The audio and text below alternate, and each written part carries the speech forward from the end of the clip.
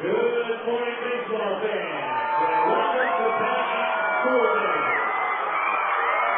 For today's game between the Weekly Corpus Christi Hooks and your Arkansas Travelers. Time now for today's starting lineup. First for the Corpus Christi Hooks. Leading off in center field, number 3, Josh Anderson.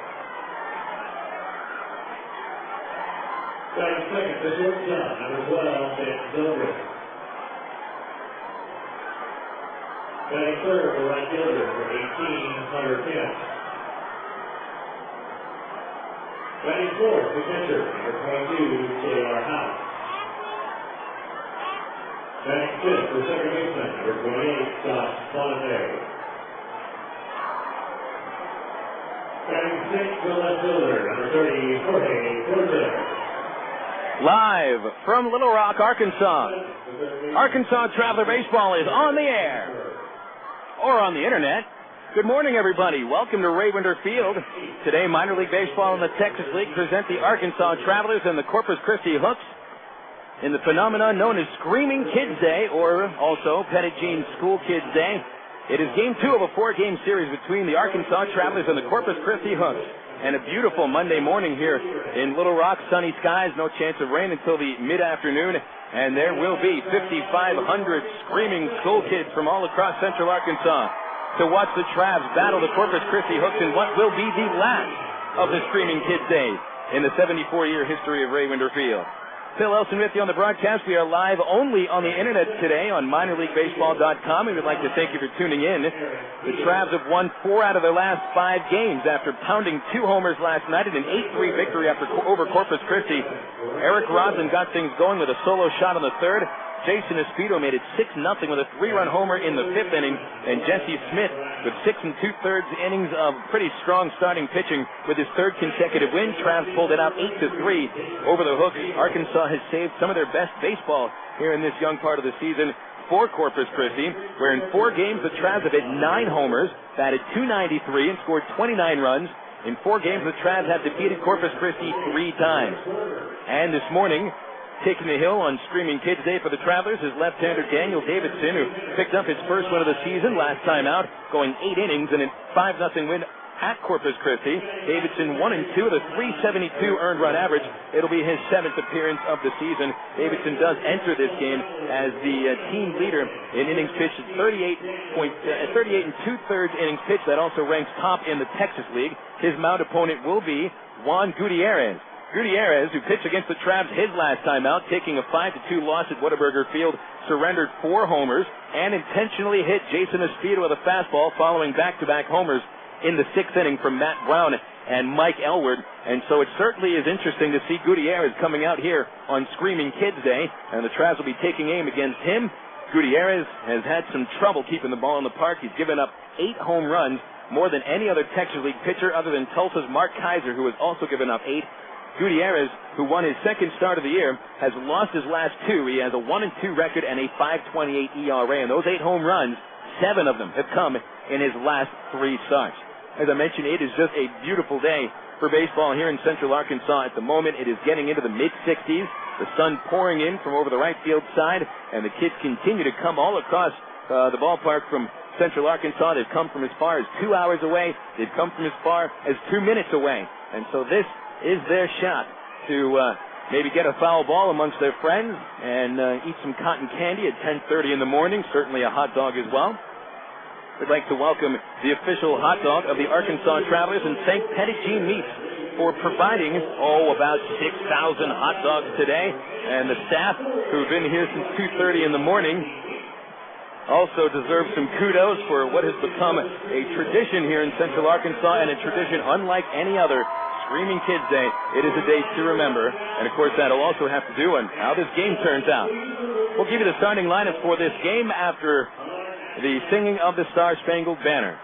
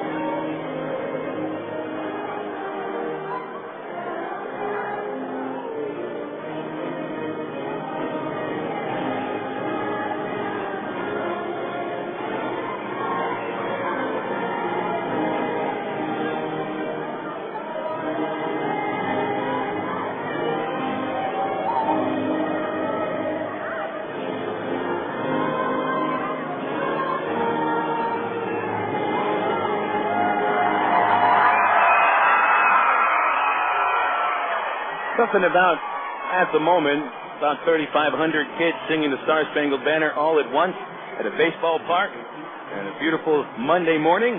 Kind of gets you a little bit. Phil Elson with you on MinorLeagueBaseball.com, the only place to pick up your streaming Kids Day action here on May the 8th, 2006. We'll get to the starting lineups here. Let's start with the visiting Corpus Christi Hooks. They are the AA affiliate of the Houston Astros and managed in his second year by Dave Clark. With a record of 16-13, Corpus Christi is the second-place resident, tied with Frisco in the South, 1.5 games in back of division-leading Midland. And today, Corpus Christi has the exact same lineup that they put up yesterday. Josh Anderson batting leadoff in center field. Batting second at shortstop, Ben Zobrist. Right fielder Hunter Pence will bat third for the Hooks. Cleaning up, catcher J.R. House. Josh Bonifay batting in the 5 slot, playing second base. Jorge Cortez batting sixth. He's the left fielder. Batting seventh, third baseman Jared Sandberg. Designated hitter Derek Nicholson hits eighth, while John Fagan bats ninth and plays first base. At starting night for the Hooks once again, Anderson, Zobrist, Pence, House, Bonifay, Cortez, Sandberg, Nicholson, and Fagan. The Arkansas Travelers, AA affiliate of the Los Angeles Angels of Anaheim, 13 wins, 16 losses, but over the month of May in 5 games, they're 4-1. 5 games in back of division-leading Springfield in the north. The Travs reside in third place, 4.5 in front of last place Wichita. Tyrone Boykin today has the lineup looking like this. Center fielder Dwayne Bacon at the top. Batting second, left fielder Aaron Peel. Brandon Wood batting third at shortstop. Matt Brown is the cleanup batter. He's at third base. Brown with a hitting streak at 11 games in a row, longest active streak for any player on the Travs roster. Batting fifth, right fielder Jason Espito. Bobby Wilson in the 6th hole. He'll be catching today. Greg Porter batting seventh at first base, and Porter's been tearing the cover off the ball. 10 hits in his last 5 games, including 1 double, 3 homers. David Gates, the designated hitter, batting 8th. Eric Rodlin batting 9th at second base. Your starting pitchers today, Daniel Davidson for the Travs. He's a left-hander. 6'4", 225, 24 years old, from Lynn Haven, Florida, appearing in his 7th game of the year, all as a starting pitcher. 1 win, 2 losses, 3.72 ERA. Davidson a winner his last time out after 5 straight games without picking up a win. 8 innings against these same Hooks, only allowing a home run in the 4th to Jared Sandberg, and he set down 11 of 12 from the 3rd through the 7th inning. All told, it was the longest appearance for any Traveler starting pitcher this year, 8 innings, limiting the Hooks to 6 hits, 2 runs. He struck out 3, and the Travs won that game by a 5-2 final score. Juan Gutiérrez is the pitcher today for the Hooks, a hard-throwing right-hander from Venezuela, 6'3", 200 pounds, 22 years old. He was signed at the age of 17. This will be his 4th year in the States after spending 2 seasons in the Venezuela Summer League. And in 6 games this year, Gutiérrez has been hit hard. 1 win, 2 losses, a 5.28 ERA. He has surrendered 8 homers, 31 base hits in 29 innings, and a 265 batting average against. His last 3 starts, Gutiérrez has given up 8 homers, has not gotten past the 6th inning, and has given up a total of 21 runs in his last 4 starts. Juan Gutiérrez, the starting pitcher for the Hooks. He was a losing pitcher against the Travs last week. He lost to Daniel Davidson 5-2, allowing 4 solo homers. Aaron Peel, Mike Elward, Matt Brown, with Elward hitting 2 homers. And remember, Jason Espito was hit with the very next pitch following the back-to-back homers in the 6th inning. And so that might be a little bit of a storyline to follow today.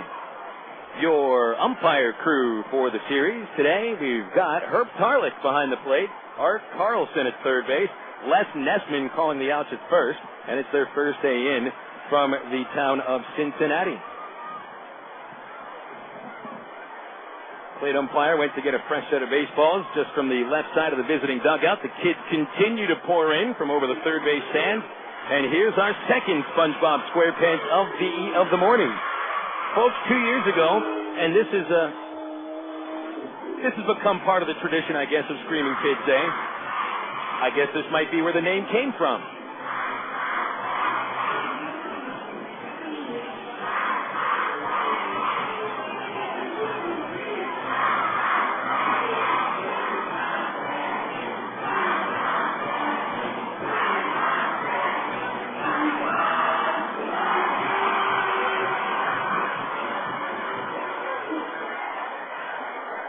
I guess now you see why they call it Screaming Kids Day, although wait until there's 2,000 more kids at the ballpark. That was about 3,000, 3,500 kids trying to shout SpongeBob SquarePants, and we get this from 2 years ago, a Screaming Kids Day.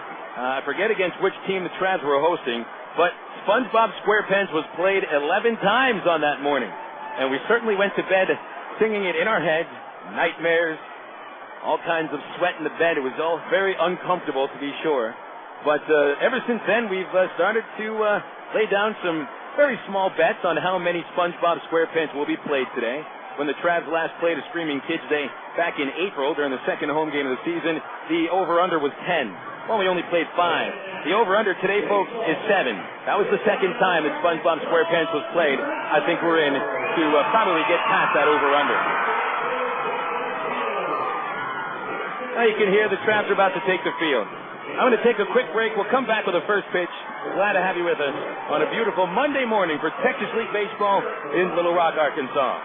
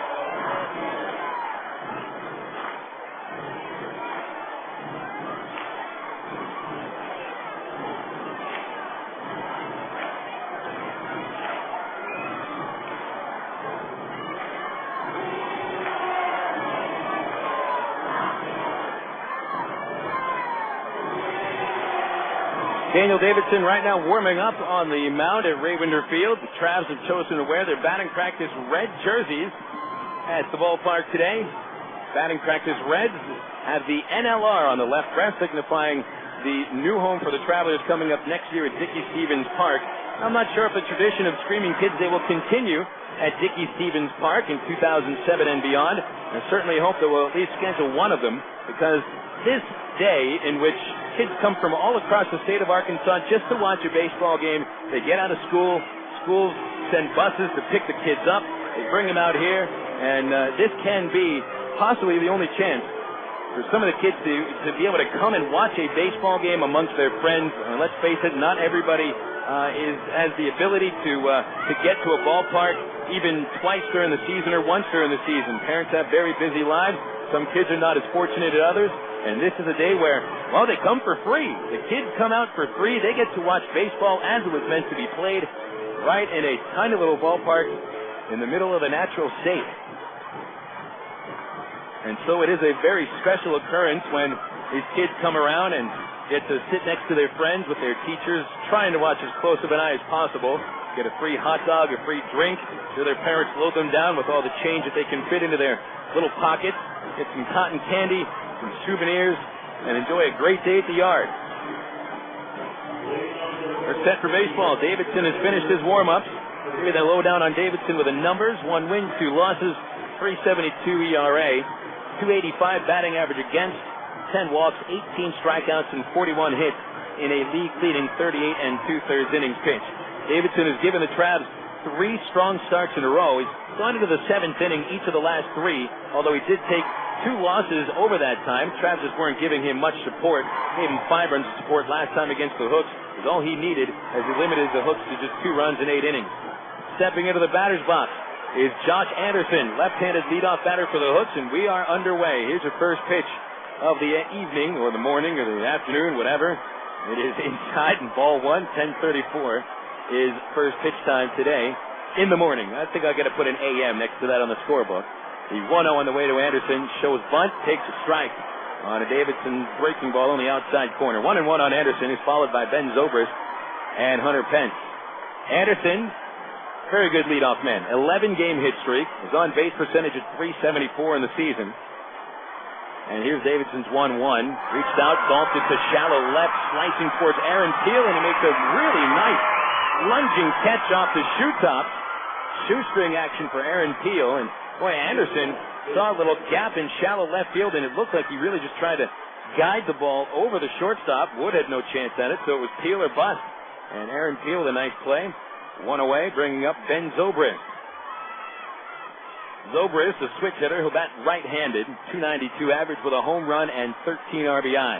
Brownie even to the cut of the grass, and the first pitch is strike on the outside corner for Davidson. Daniel, your basic four, fastball, curveball, slider, changeup, and he throws so much more. Everything he throws moves. Nothing is straight. The 0-1 is inside to Zobrist. 1 ball, 1 strike. Davidson has an outstanding changeup, and this Hooks team is an aggressive ball club when it comes to swinging the bat. A 1-1 on the way. Zobrist swings and misses at a curveball. Strike 2. Zobrist is the most patient batter that the Hooks possess, and he leads the league with 24 walks. His on-base percentage at .424, but Davidson ahead with a 1-2 count. Hunter Pence waiting on deck. Here's the windup, the kick, and the delivery.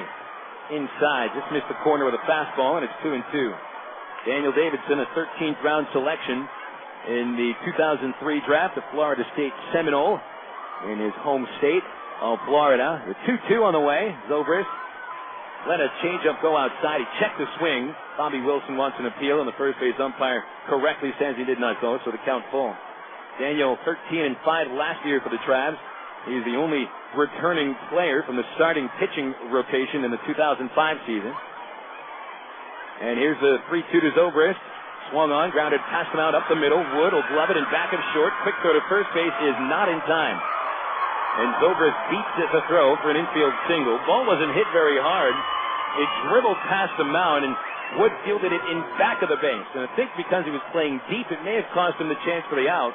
And, of course, with the ball not hit very sharply, gives Zobrist an extra couple of steps to first base before Wood even had a chance to get the ball out of the glove. So an infield single for Zobrist. And that brings Hunter Pence to the plate. Pence hitting .333, tied with J.R. House, who's the current on-deck batter for the lead for the Hooks. 0 for 4 yesterday, however. Choking up, open stance. And here's Davidson's pitch. A change up, and it just missed a little bit low. Ball 1 to Pence. Pence has hit 6 home runs. He's driven in 24. But he's been on a bit of a homerless streak as well.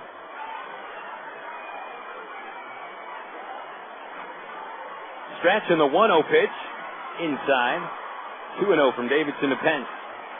One thing Davidson has done fairly well this year is keep the ball in the park. Only Billy Butler has seemed to figure out Davidson time and time again. The slugger for the Wichita Wranglers had 2 homers against Davidson on April 22nd. Pitch on the way. Called strike on the outside corner. Davidson not giving in on a 2-0 count. Went with a backdoor breaking ball and gets his first strike of the at-bat against Pence. Just underway here on Monday morning. Top of the first, 0-0. And at first base is Zobrist. Porter playing to the left side of the runner. The pitch is swung on and missed. He got him with a changeup there, and it's 2-2. Mentioned Pence was 0 for 4 yesterday.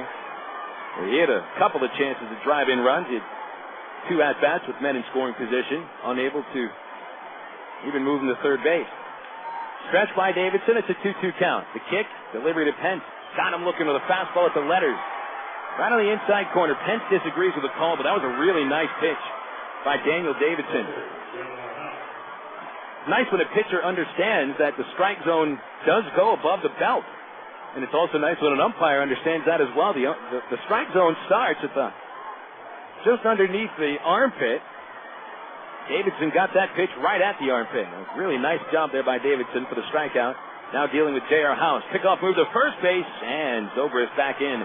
Good move by Davidson. Showed him the good move. Not the little show-me toss. He meant to pick Zobrist off. And it was just about a half second away from picking him. House the batter, right-handed. .333 hitter, 3 homers, 17 RBI. Davidson's pitch is hit high and deep to right field by House. Espedo drifting to the warning track. Seems he has room, and he makes the catch. About halfway on the warning track, and the inning is over. So Davidson gives up just an infield single and strands Zobrist at first. Travs coming up after, well, no words. We're on an internet-only broadcast. 0-0 on minorleaguebaseball.com.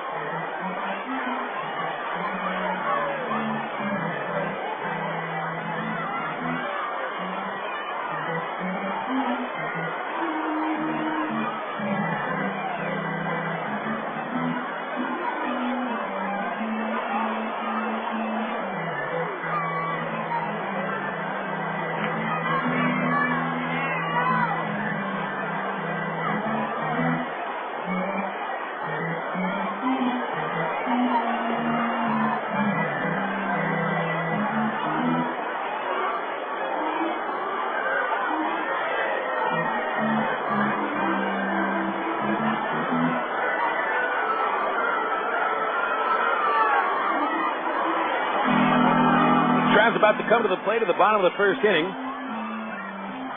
Taking on Juan Gutiérrez for the second consecutive start. Travs got going against Gutiérrez last week on an Aaron Peel first inning homer. And we'll see how the Travs do against Gutiérrez here in the first inning. He's only given up 2 runs in the first inning this year. His toughest innings are the second and the fifth. Each of those innings given up 5 runs. Dwayne Bacon, Aaron Peel, and Brandon Wood. 1, 2, 3 batters for the Travs. I think the kids are chanting to Dwayne Bacon's intro music. They know the music. I don't know what that is. Bacon batting to the left side. And the first pitch misses up high from Gutiérrez. So let's see. I mean, many of these kids, they've got high school kids here and 5-year-olds and whatever, but they certainly know Bacon's music, and he's probably about 10 years older than the oldest of them. Pitch on the way. Strike at the knees, 1-1. Juan Gutiérrez, big kid, 6'3", 210 pounds. The 1-1 on the way to Bacon, and it's into the dirt ball, too. Throws a fastball in the low to mid-90s. We saw the radar gun at Corpus Christi last week light up at 94 a couple of times. Sharp slider, changeup as well. But having some trouble leaving pitches up in the zone recently.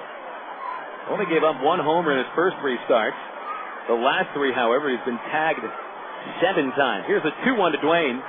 Swung on a little looper over the first baseman's head, charging his Pence, but it falls in front of him in right field.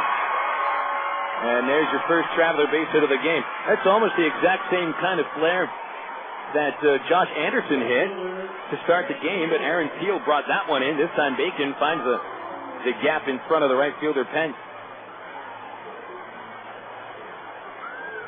Aaron Peel stepping into the batter's box, and this has got to be one of the first baseball players to have Cover of the Rolling Stone as his intro music. Right-hand batter, and there's a throw to first base. A little slow throw from Gutiérrez. Bacon is back in. Travs are going to try to steal. Maybe not just on this attempt, but throughout the ball game on J.R. House. Travs have stolen 8 bases in 10 tries against Corpus Christi. Stretched by Gutiérrez, taking a good lead. He'll stay, and the pitch to Peel is inside. And it's 1-0. Fastball right there.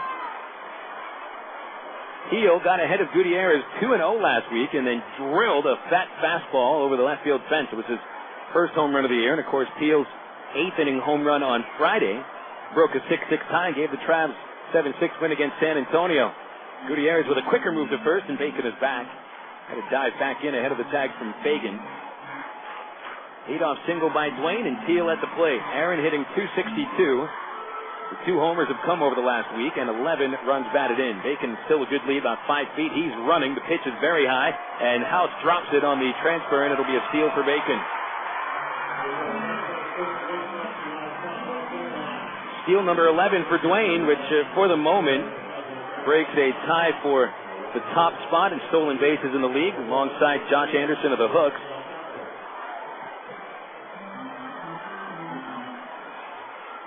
Anderson just got the best look at that steal from center field in his position. Time called by the plate umpire.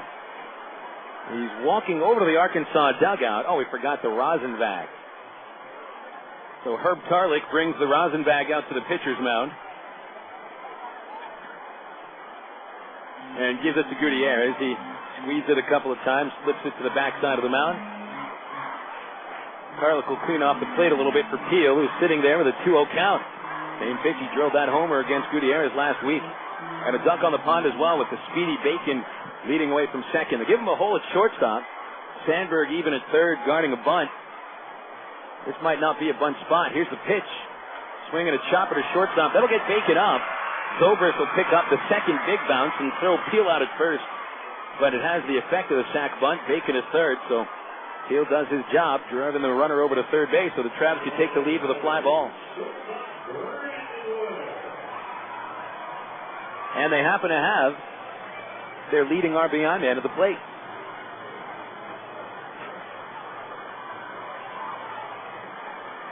Standing into the plate, Brandon Wood. 25 runs batted in this year. And he is batting with the infield up, so Dave Gluck does not want to let the Travs get the early lead. Gutierrez from the stretch. He'll deliver, and Wood swings, hits a ground ball, base hit into left field. Right past Sandberg, who is in at third base. That scores Bacon, and Brandon Wood makes it 1-0 Travs. I tell you, if the infield was back at their normal depth, Sandberg probably makes the play. It's not that Wood hit the ball so hard. He hit it about 3 feet to the left of Sandberg, but he was 1 step in front of the base and really did not have the opportunity to cut the ball off. So the 26th RBI for Brandon Wood. And he continues to climb up the RBI chart of the Texas League. He now stands second all alone, 1 behind Springfield's Rico Washington. So the Travs get ahead of Gutierrez once again. They've now scored 6 runs against him in 6 1/3 innings that he's pitched. Matt Brown stepping into the plate. Brown took Gutierrez deep as well in the 6th inning last week. Right-hand batter. He's hit 6 homers on the year. And here's a pitch. A fastball low, 1-0. Brown's .347 average is tops on the active roster for the Travs. Mike Elwood still holds the highest Traveler batting average at .365, but he has since been departed to AAA Salt Lake. Wood at first base, held on by John Fagan. Stretched by Gutierrez, comes to the belt, throws over to first, and Wood dives back in ahead of the throw. Fielders behind Gutierrez, Corpus in left, Anderson in center, Pence in right. Pretty good outfield defensively. Pence has a very strong arm. Anderson very rangy in center. Sandberg at third, Zobrist at short, Bonifay at second, Fagan at first, and House the catcher. Wood has a good lead, but he's leaning back to first base as the pitch comes to Brown. Pops it up behind the plate, but it is out of play, over the roof, and back onto Monroe Street. 1-1 on Brown. One of the other phenomenons that you will hear here at Ray Winder Field on Streaming Kids Day is, well, the kids seem to be louder for foul balls that go into the crowd than for anything else. Well, unless the Cotton Candy Man comes their way. I think they cheer for that. 1-1 to Matt Brown. Wood leading off. 1-0 Travs in the first. Trying for more. Pitch on the way. Brown swings with a drive deep down the left field corner, but it is hooking, and it is foul. Brown had the home run distance, but hooked it outside the fair pole in left field by good 15 feet. Just a little bit in front of a Juan Gutierrez slider, and that is the pitch that Brown hit for his home run last week, a hanging slider on a 2-0 count. That was a 1-1 count, but still the hanging slider nevertheless. Gutierrez has a sharp breaking ball, but he's got to keep it down. Otherwise, it just sits on a tee, and batters can just take a mighty rip at it. Stretched by Gutierrez. Wood, still that decent lead. He's going to throw back over, and Brandon is back up on his feet and safe at first.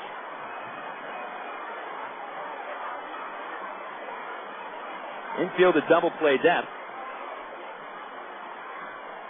Wood has stolen 2 bases this year. And remember, the Travs have stolen 9 in 11 tries against Corpus.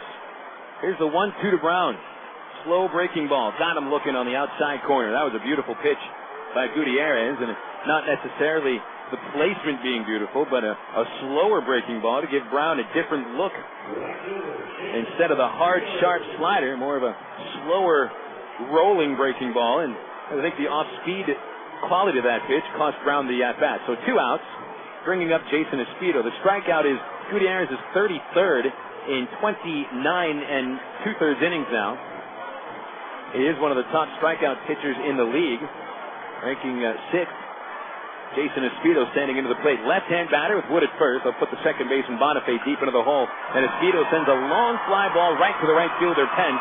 He just has to wait for it and makes the catch. And the Travs are done in the first inning, but they get ahead with a run on 2 hits. Strand a man at first. Going into the second inning at Raywinder Field, it's the Arkansas Travelers 1 and the Corpus Christi Hooks nothing on minorleaguebaseball.com.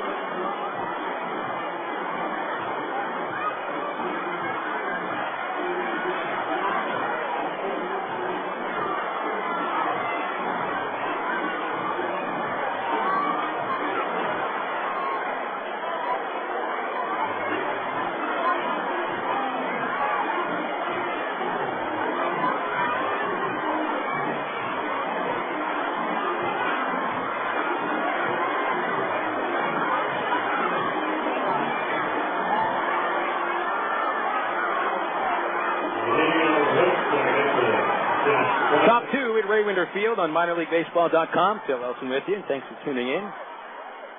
And wherever you may be, you know you're not tuning in on our flagship station because they're not broadcasting the game today. However, we will be back over on the airwaves tomorrow morning. Well, not tomorrow morning. I'll be sleeping. Air America Radio, Air America Little Rock, 1380 KDXE, carrying tomorrow's game. 6:50 start time with the pregame show and 7:10 first pitch. Top of the second, Josh Bonifay leading off for the Hooks. Daniel Davidson, who usually carries the lead very well, mixed with the first pitch just inside 1-0.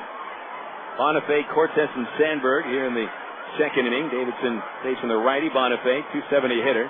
Pitch on the way, swung on and missed on a changeup, and it's 1-1. Davidson during the offseason, a couple of firsts, got married for the first time, hopefully the last, I'm sure it will be. Here's the 1-1 to Bonifay. Breaking ball inside, 2-1. Davidson also invited to spring training for the first time at the big club. Well, he was at brand new Tempe Diablo Stadium with the Big Angels. The 2-1 to Bonifay. Swinging a tapper at the plate. It is foul, dribbling away from Wilson to the left side. 2 balls, 2 strikes. And Davidson, also an expectant father, Well, he's going to be a father. I guess you'd call his wife the expected mother. So, first wedding, first Major League spring training, first child, all in 1 year. But his second year at AA. Here's the 2-2 to Bonifay. Up high a little bit with a fastball into full count. Davidson was right on the cusp of starting the season at AAA Salt Lake.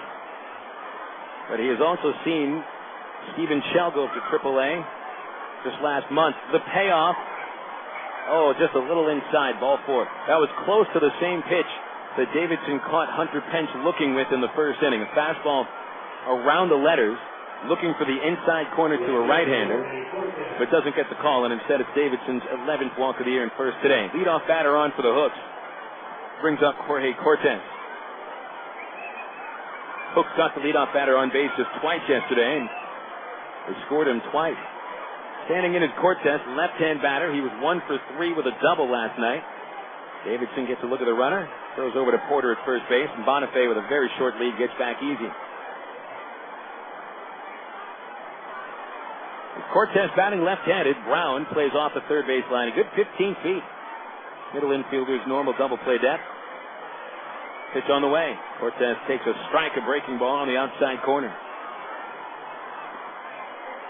Davidson has done nothing but win over the first 3 years of his career, and it's maybe the only time in his career that over his first 5 starts he did not pick up a victory. Count 0-1. Sex delivers. Cortez takes outside, and it's 1 ball, 1 strike. Daniel in his first year, short season ball in rookie league with Provo in 2003, 8 wins and 2 losses in 15 games. The next year, 19 decisions with 12 wins, only 7 losses. The 1-1, Cortez reaches out, pokes a high fly, shallow left center. Peel drips into the gap, and Aaron Peel almost got clotheslined by Dwayne Bacon. Bacon makes the catch, cutting right in front of him. And I think that Bacon made contact with Peel's throwing hand. Peel was shaking his right wrist a little bit. He appears to be just fine. With Bacon and Peel, we'll have to work on the communication a little bit that time. Peel was calling him off, but of course we know it's the center fielder's ball to call off if he wants it. But Bacon had a longer way to run than Peel did. But, hey, the catch was made. No one's hurt. No damage done. Sandberg, the batter, with 1 away. And a first fastball is high from Davidson, 1-0. 1-0 Travs, top 2. Davidson 12-7 with Rancho Cucamonga in 2004. And last year picked up 13 wins, ranking second amongst all Texas League pitchers. But this year, no decisions in his first 3 starts, then 2 losses. Pitch. Sandberg swings and fouls it off Bobby Wilson's glove. 1-1 on the right-hand batting Sandberg. And then Davidson really settled into a groove at Corpus on May 2nd. An 8-inning performance. It sent down 11 of 12 from the 3rd into the 7th inning. And carried an early lead, and the Travs won 5-2 against the Hooks. It has an early 1-0 lead today. 1-1 on Sandberg. Davidson sets and throws. Swung on and missed by Sandberg. Good changeup by Davidson, and it's 1-2. Sandberg hitting .205 in his first year with the Astros. He was with the Marlins AA team last year after spending his first 5 years in the Tampa Bay organization. 2 homers, 8 RBIs. One of those home runs came off Davidson last week. Davidson ready. Here's the 1-2. High type fastball. He's been trying that high inside corner to the righties quite a bit, and he's been going up against Pence, Bonifay, and Sandberg trying that pitch. Pence and Sandberg about 6'4" and 6'3" between them. And so when Davidson tried to get that call against Bonifay, he was a couple inches shorter. He couldn't get it. 2-2 on the way, and the changeup is low, and he's taken the count full 3-2. So Davidson already has been working with 3 full counts this morning, and a 2-2 count as well back in the first inning. So we're laboring a little bit. See if the Hooks get aggressive. Bonifay, the man at first, has decent speed. Takes a walking lead as Davidson looks over the shoulder for the sign. Into the stretch he goes. And the pitch, Bonifay is running, swung on. A little tapper to Porter at first base. No play at second. He'll take it to first himself for the unassisted putout. And Bonifay advances to second for the 8-hitter Derek Nicholson.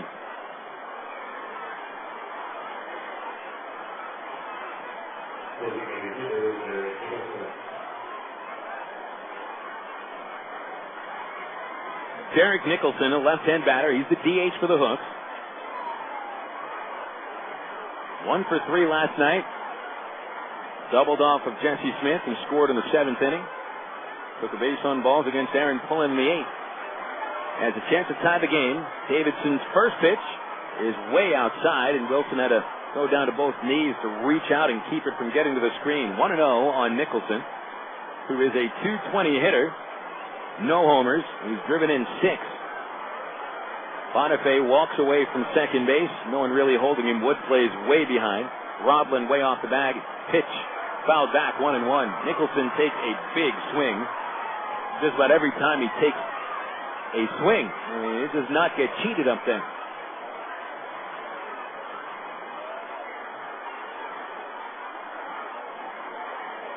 Nicholson, a former teammate of Eric Rodlin's in the Tigers organization. They both played at Single A Lakeland last year. Nicholson at 18 homers. Here's the 1-1. A strike at the letters. He's got him there with a slower breaking ball, one that kind of sweeps across the strike zone rather than dropping down. It's one of the things you like about Daniel Davidson. Shows you a lot of different pitches. And, I mean, no two pitches look the same sometimes. He's got a couple of different sliders, different speeds on the curveball. That's how you get away with an 85-mile-an-hour fastball, varying everything else. The 1-2 is high and outside, and it's 2-2 on Nicholson. Davidson protecting a 1-0 lead in the top of the second, Monday morning, a.k.a. Screaming Kids Day. Well, got a good 5,500 in the ballpark now. Davidson has a 2-2 count. He delivers to Nicholson. High fastball, yet another full count from the Travs left-handed starting pitcher. Second full count in a row, and the third this inning. On deck is John Fagan, the 9-hitter, hitting .260. Davidson facing a fellow left-hander, and so like to get the out here. Nicholson brings the feet a little closer together. Here's the 3-2. Swung on, fouled back over the press box. And still a full count on Nicholson. Looks like all the kids have made their way into the ballpark. We do not have any longer a long single file line from down the left field picnic area. Just a steady hum of kids talking, chattering, eating. Another 3-2. Struck him out swinging. Got him with a slow breaking ball that was way outside. So Nicholson felt the pressure to swing, and he ends the second inning stranding a man at second base. No runs, no hits, 1 man left for the Hooks. Bottom 2 on the way. 1-0 Travelers on minorleaguebaseball.com.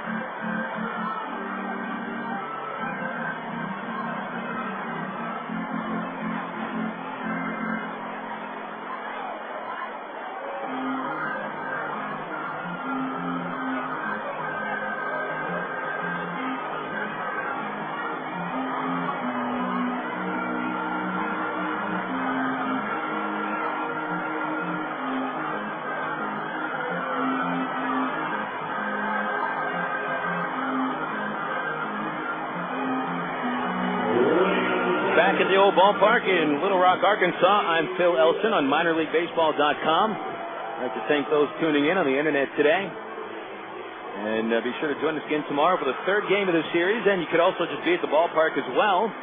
Discount ticket to the Little Rock area Exxon station for a Tuesday night game. 7:10 first pitch tomorrow night. Trav sent James Holcomb looking for his first win. He is 0-3. pitching against Matt Albers, who is tied for the league lead with 4 wins against just 1 loss. Gates will open at 6:10 tomorrow. We'll have the ITT Tech pregame show at 6:50. 1-0 Travelers, bottom of the second. Standing in to lead it off is Bobby Wilson. Right-hand batter against Gutiérrez. Gave up a run and 2 hits in the first. Pitch on the way, and Wilson sends a pop-up on the right side. Fagan behind first base, drifts into foul territory and makes an easy catch. 1 pitch, 1 out in the second, and Wilson, who did not play over the last 2 days. Of course, the team got rained out Saturday. Wilson had yesterday off to get prepared for Screaming Kids Day. You need a day off to prepare to catch for Screaming Kids Day, no doubt about that. This isn't the kind of thing you just strap on the equipment and get ready for a ball game. It's Screaming Kids Day. I mean, you got to be ready to go, and Wilson certainly could have used yesterday off and got it. Greg Porter standing in. Pitch on the way to the big left-hander. Takes a curve for a strike. It's 0-1. Boy, Porter, last 5 games, might not be a hotter hitter in the league. 10 for 22 during the last 5 games, including 3 homers. The 0-1, look out at his feet. He jumped out of the way. 1 ball, 1 strike to Porter. Porter last night, a couple of RBIs.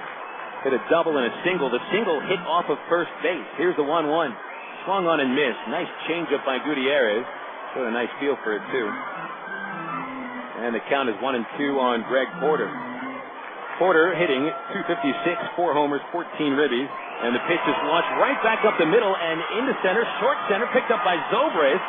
Wheels around and throws late. Porter credited with an infield single, but Zobrist, wow, showing a lot of range at second base. Folks, he picked that ball up a good 15 feet in shallow center field. I don't know how he got to it. And still his throw to first was late by, maybe a second and a half, 2 seconds. So if it was a slower runner than Porter, he actually had a chance for the out. So Porter's hit streak goes to 6 games in a row. And here's David Gates standing in. Gates hitting .170 with 1 homer and 4 RBIs. And I think he's starting to come out of it. He's been hitting solid line drives recently, although a few times right at him. Pitch on the way. At the knees for a called strike from Gutiérrez, 0-1. Travs 1, Hooks nothing. Bottom 2, Arkansas got the lead on a Brandon Wood RBI single in the first inning. Brought home Dwayne Bacon, who had singled, stole second, moved to third on a ground out. Porter leading away. The 0-1 to Gates is the curve for strike 2. And Gates seemed to be fooled a little bit by that pitch. Seeing much more of a feel for the slower breaking ball from Gutiérrez than last week. The 0-2 to Gator. Changeup stayed high, ball 1. Last week, I don't think we saw many slower breaking balls from Gutiérrez. He stayed with the hard stuff.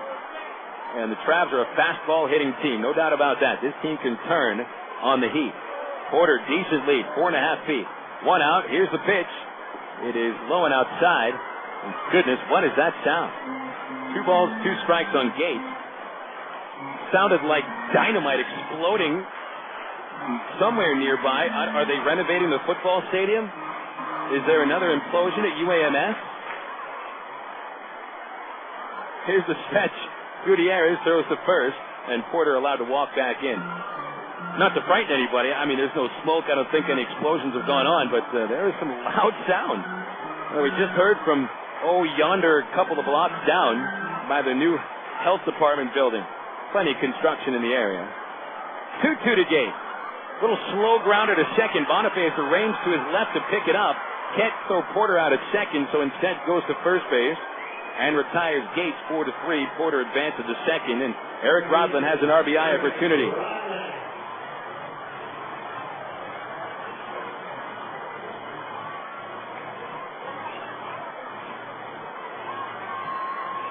Gates was jammed on that fastball right on the fist. Good pitch by Gutiérrez. But Gates did not have the bat break in his hand. So here's Rodlin, whose home run in the 3rd inning yesterday got the Travs off and running to an early lead. Pitch on the way to the left-hander. Breaking ball, more of a hard one at the knees, called strike 1. Rodlin's home run yesterday was his first. And now every one of the regular starting 9 for the Travs has a home run. 37 for this team. Here's the 0-1 to Eric. Backed away from a fastball at the knees. Inside, 1-1.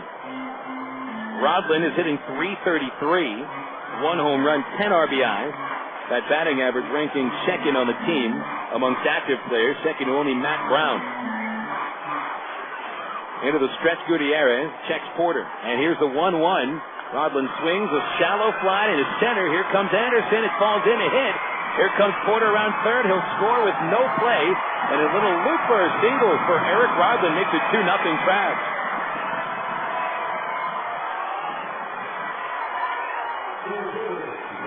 That is the second kind of flare base hit for the Travs over the first 9 batters. Dwayne Bacon sent a flare in the first inning that fell into right field, and he would score. And then Rodlin with a little blooper into center for his 11th RBI here in the second. 2-0 Travelers. Rodlin's 11th RBI on the year, bringing Porter home. Standing in now at the top of the order, Dwayne Bacon. So the Travs have been through the order once, collected 4 hits. Gutierrez, no walks, 1 strikeout. Bacon singled and scored in the first inning. Batting left-handed, Gutierrez deals. And it's fouled off the catcher's mask. Strike 1.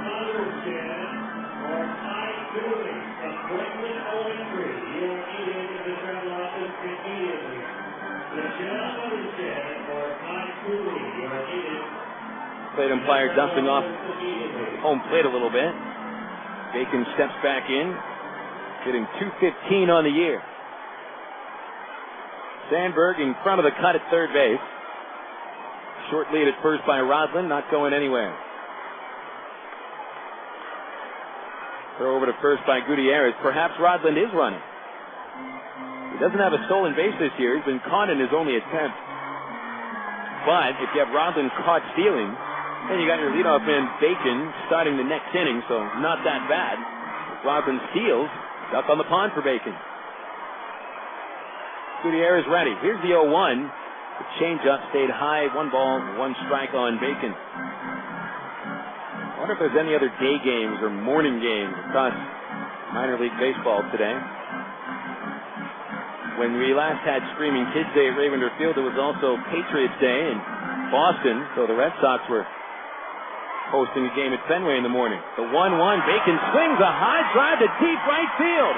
Pence going back, and the ball is gone. Bacon hits a 2-run homer here in the second inning. 3 runs are home, and the Travs are leading 4-0.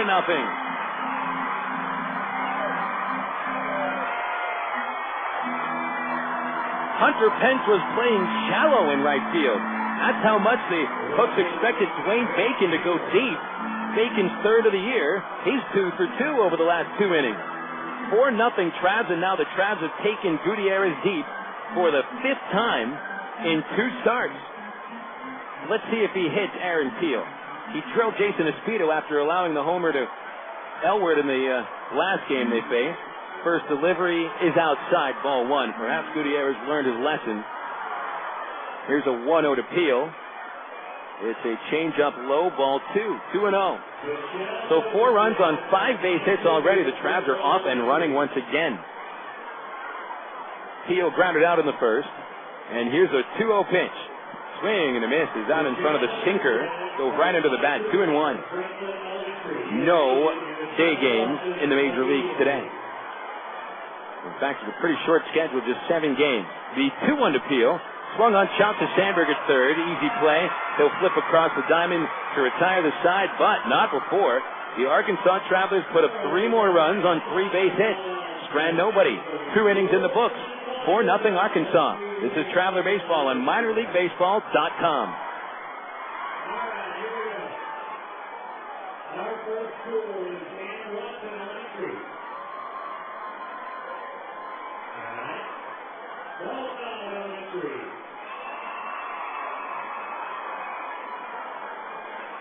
Here is no score. Booker Arts Magnus.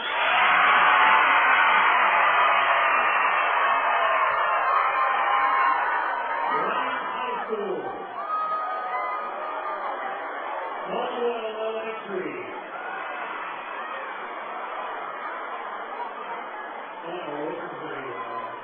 Chico Elementary.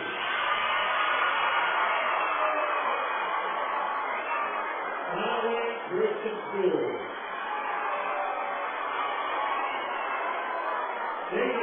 entry.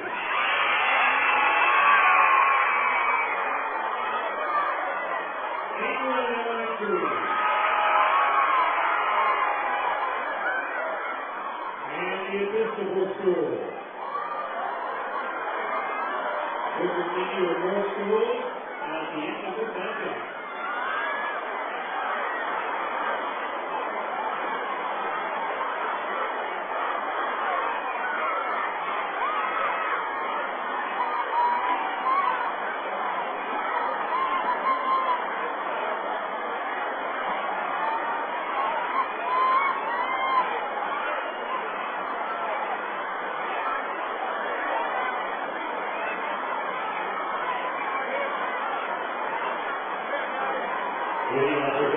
Back to action at Ravenor Field on minorleaguebaseball.com. We go to the top of the third, and the Arkansas Travelers leading 4-0 over the Corpus Christi Hooks. Travs trying to win their fourth straight game against the Hooks. They played their first game at Corpus Christi on April 30th, a 12-inning affair on a Sunday afternoon. Travs lost it 9-8. And then they've won the last three games against the Hooks by scores of 8-5, 5-2, yesterday 8-3, and now the Travs have a 4-0 lead today.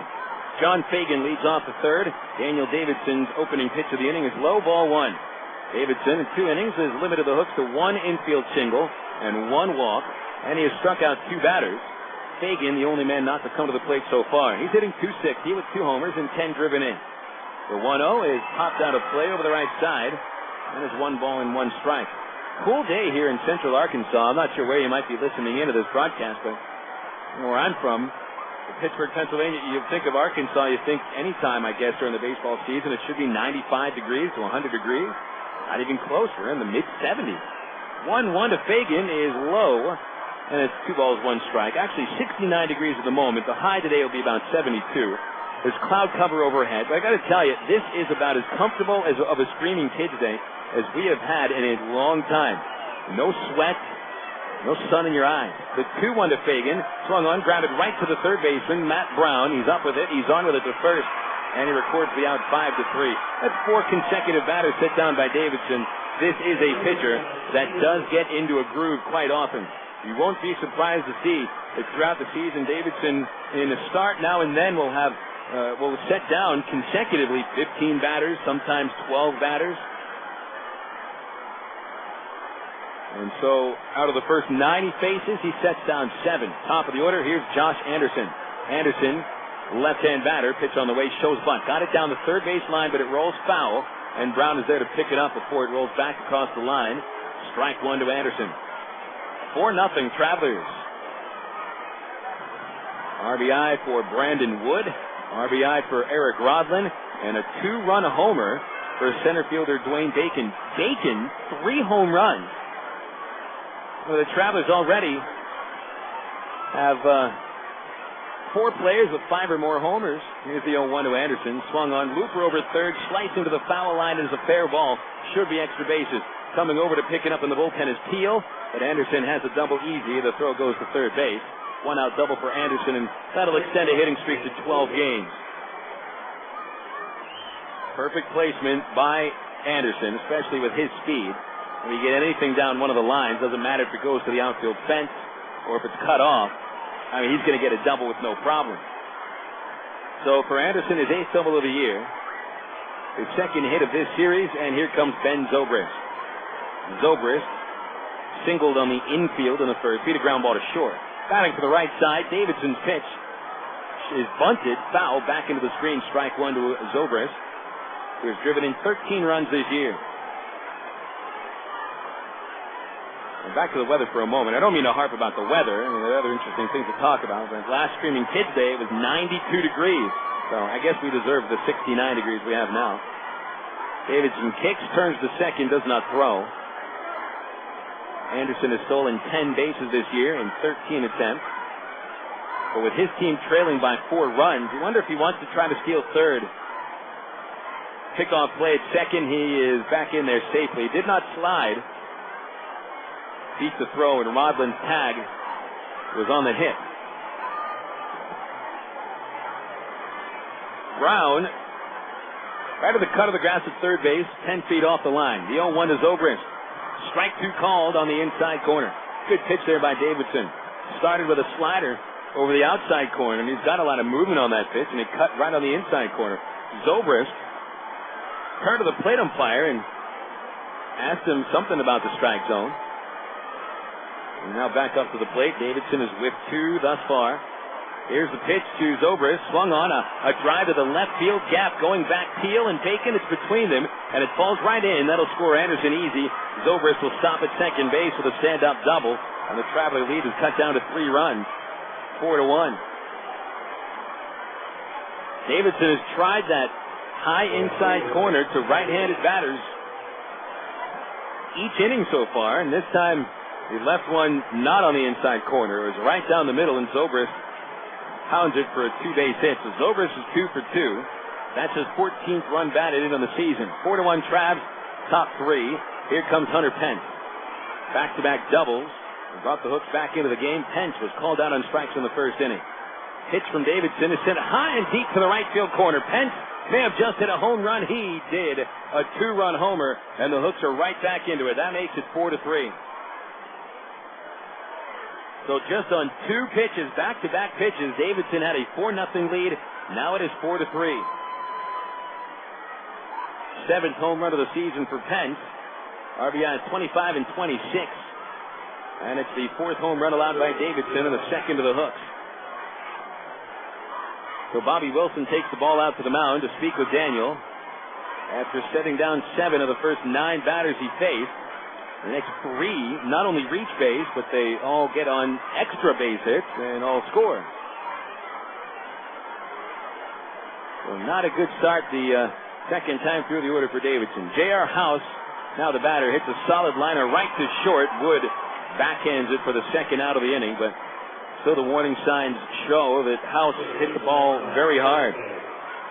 2 outs, House 0 for 2. Josh Bonifay will come to the plate. There's a big difference between the Travelers and the Hooks as they played each other this season. Bacon's homer was the 10th that the Travs hit against Corpus Christi. Meanwhile, Pence, that's just the 3rd that the Hooks have put up against Arkansas. Bonifay, the batter, he reaches out and pops a pitch over the first base side. Greg Porter chasing it to the tarp, up against the fence, but out of play, and into the groundskeeping area. Strike 1 to Bonifay. Bonifay was walked back in the 2nd inning and was stranded at second base. 3 runs in for the Hooks here in the 3rd inning. Back-to-back doubles by Anderson and Zobrist, and then a 2-run homer by Hunter Pence. 0-1 to Bonifay is high. Here the count goes to 1-1. Pence now with 7 homers. He is 1 ahead of Bonifay for the Corpus Christi team lead.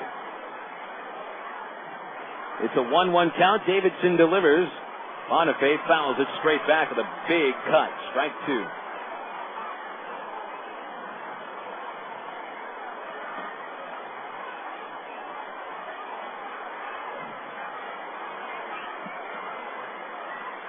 Davidson got to 2 strikes against Zobrist 3 batters ago. And that's where he started to make some mistakes. Here's a 1-2 to Bonifay. Reached out, poked over shortstop, a line drive base hit to left center. Teal coming over to keep it a single for Bonifay. That's the 4th hit of the inning. Nice piece of hitting by Bonifay. Took an off-speed pitch, reached out, and sort of poked it over shortstop. It was a solid fly ball, not a low line drive. He got it in the air enough for the 4th base hit of the inning. 5 hits now up Davidson. 4 of the last 5 batters have collected a hit. Jorge Cortez stands in. Left-hand batter swings and fouls a pitch at home plate. Strike 1. Cortez hitting .200 without a homer this year. 6 driven in. He flat out to center last inning. So a tying run aboard for the Hooks. Cortez represents the go-ahead run, and Bobby Wilson will walk the ball to the mound for the 2nd time this inning to talk with Daniel Davidson.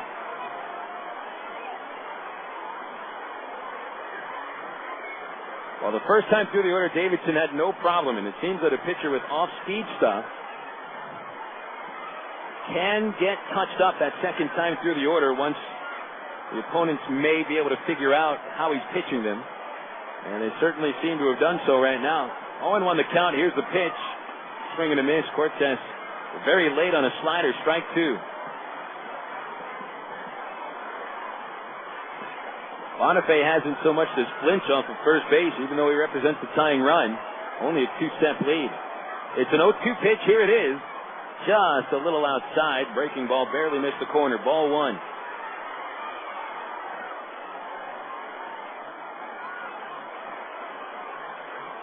Davidson comes set, looks at Porter, holding the runner, and the pitch is high, and it's 2 balls and 2 strikes. Davidson is working very hard. He threw 22 pitches last inning.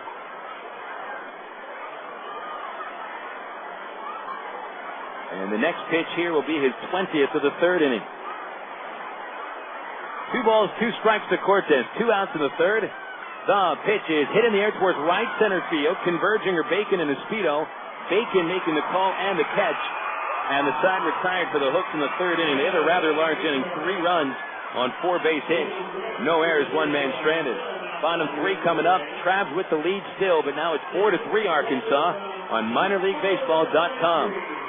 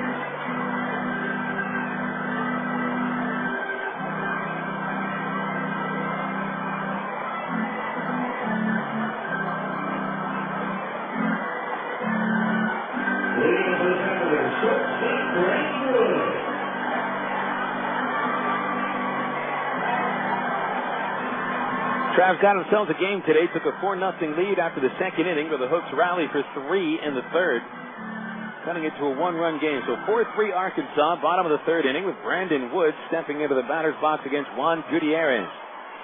Gutiérrez has surrendered 5 hits in 2 innings, including a home run, and the first pitch to Wood is a slider at the knees for a called strike. Wood made it 1-0 in the 1st inning. Wayne Bacon had reached 3rd base with a single, a steal, and a ground out, and he singled him in. The pitch, swinging him in, handcuffed him, strike 2. Following Wood, Matt Brown, then Jason Espedo. The windup, and Gutierrez delivers.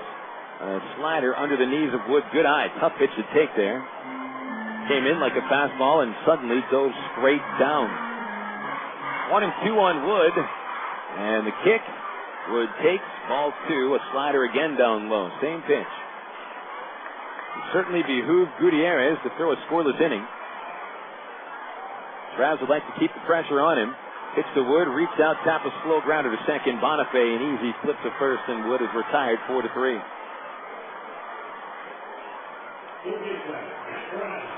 Checking games from the Texas League yesterday. Midland posted a 1-0 victory over Tulsa. Only 10 hits between the teams. Brad Ziegler, a 7-inning shutout performance, allowing only 4 hits and 3 walks. Struck out 4 batters. Got his 3rd win of the year. Ziegler 3-1 with a 2.60 ERA. Matt Brown swings and misses at a changeup from Gutierrez, 0-1. Brown was called out on strikes in the 1st inning. Ubaldo Jimenez was the losing pitcher for the Drillers, although he pitched fairly well. Gave up only 1 run in 5 innings. Pitched around 4 walks. 0-1 to Brown. Swung on, popped out of play over the first base route. Strike 2.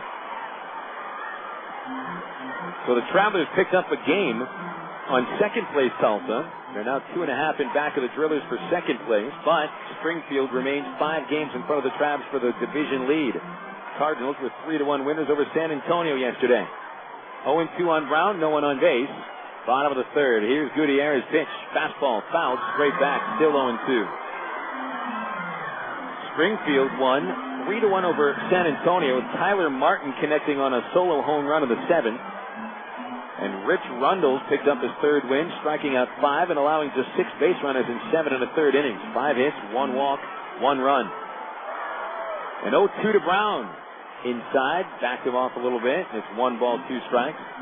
Mark Rorell saved his 8th for Springfield. The Cardinals with 18 wins against 11 losses, the best record in the Texas League.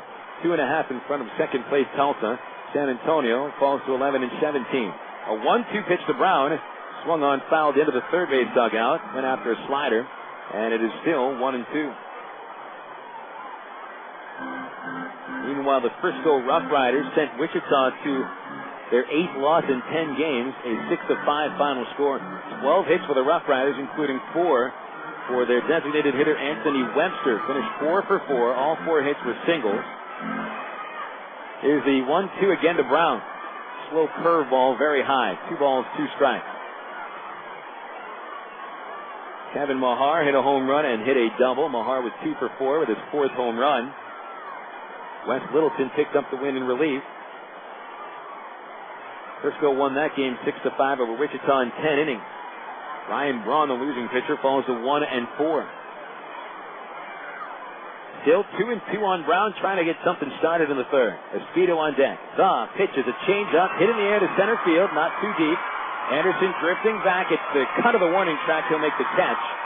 And the Travelers have 1 more out to work with in the third inning. 2 gone. Bringing up Espedo. So when the dust clears after yesterday's game, Midland is all alone in first in the South. 1.5 games in front of Corpus Christi and Frisco. The Hooks and the Riders tied at 16-13. Frisco has won 3 straight. San Antonio 6 back in the South at 11-17. Batters Espedo. First pitch into the dirt, ball 1. Espedo flied out in the first inning to right field. And is 3 for 5 in the series. Pitch on the way. Called strike on Espedo, and it's 1-1. Gutierrez trying to work quickly now. The windup, and Espedo swings. It's a flare foul into the Arkansas bullpen in right field. Strike 2. North Division standings as Espedo goes to get a brand new bat. Springfield 18-11, 2.5 in front of Tulsa. Drillers have lost 3 straight. Travs 5 out. Wichita 9.5 back. Game time tonight in Midland, 6:30 with Manny Ulloa of the Drillers against an unnamed Midland pitcher. Wichita and Frisco, 7 o'clock first pitch. And Springfield hosting San Antonio at 10 minutes after 7. 1-2 on Espedo, got a new bat, and here's the pitch. A changeup low, 2-2. Travs 4, Corpus Christi 3. Bottom of the third at Ray Winder Field on Screaming Kids Day number 2. It's a 2-2, here it is. Espedo reached out, chopper to second. Bonifay boots it a little bit, might still have time, but he recovers and he will not throw the ball. Did not have enough time to recover after the booted ground ball. It'll be an error on Josh Bonifay, allowing Espedo to reach base. Corpus Christi's league-leading 39th error of the season. And for Bonifay, it was split time at 3 different infield positions, his 9th error. So the door is still open for the Travs in the third inning. Bobby Wilson will stand in. Wilson fouled out in the second inning. Started today hitting .284, 1 homer, 8 runs batted in. Right-hand batter, Gutierrez delivers. A slider under the knees, ball 1. Mentioned Wilson had Friday in 1 for 4 game. He was 3 for 4 in the San Antonio series with a couple of doubles. Double could score Espedo from first. The 1-0 pitch is a changeup, also missing low, ball 2.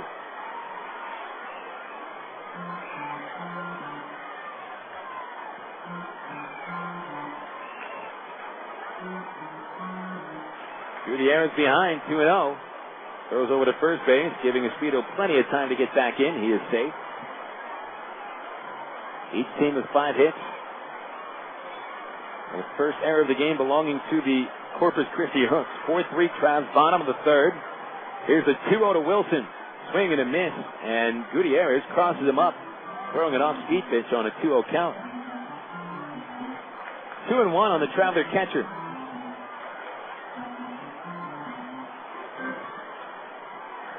Gutiérrez ready. The right-hander deals. Espedo bluffs the steal, and Wilson swings through another changeup. 4 consecutive off-speed pitches from Gutiérrez to Wilson here in the third inning at bat. Impressive to see a young hard thrower like Gutiérrez with a good feel for the soft stuff. Here's a 2-2 fastball off the outside corner. Wilson held back on the check swing, full count. Gutiérrez may be using that off-speed pitch a little bit too much, but he was trying to set Wilson up for a fastball and did not put it in the strike zone. So a 3-2 count, giving Espedo a head start. Fagan plays behind the bag. The pitch is swung on and hit hard in the left field for a base hit. Espedo will turn the corner at second and hold. And for Bobby Wilson, his first base hit of this series is a 2-out single in the third inning Monday morning.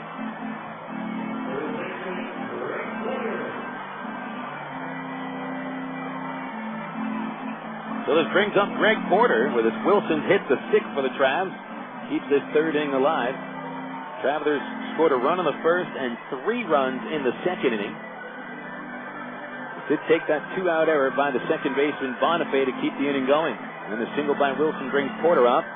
But House and Gutiérrez will chat about this on the pitcher's mound. Free baseball for fans in Little Rock on Wednesday night. Travs hosting Corpus Christi in the final game of the series. And free tickets are located at an Arby's restaurant in the Central Arkansas area. Pick yourself up a delicious Arby's roast beef sandwich. Get that free ticket to the game for Wednesday, and that free ticket will work for Wednesday's game only. 7-10 first pitch. Porter back up to the plate. 2 on, 2 out. And Gutiérrez throws, and it's hit in the air towards center field, but Anderson has a beat on it, drifting back a few feet. He makes the catch. And Porter is done. So are the Travs in the third inning. No runs, 1 hit, 1 error, and 2 men left. 3 innings in the books here at Ray Winder Field. The Arkansas Travelers lead it 4-3 over Corpus Christi on minorleaguebaseball.com.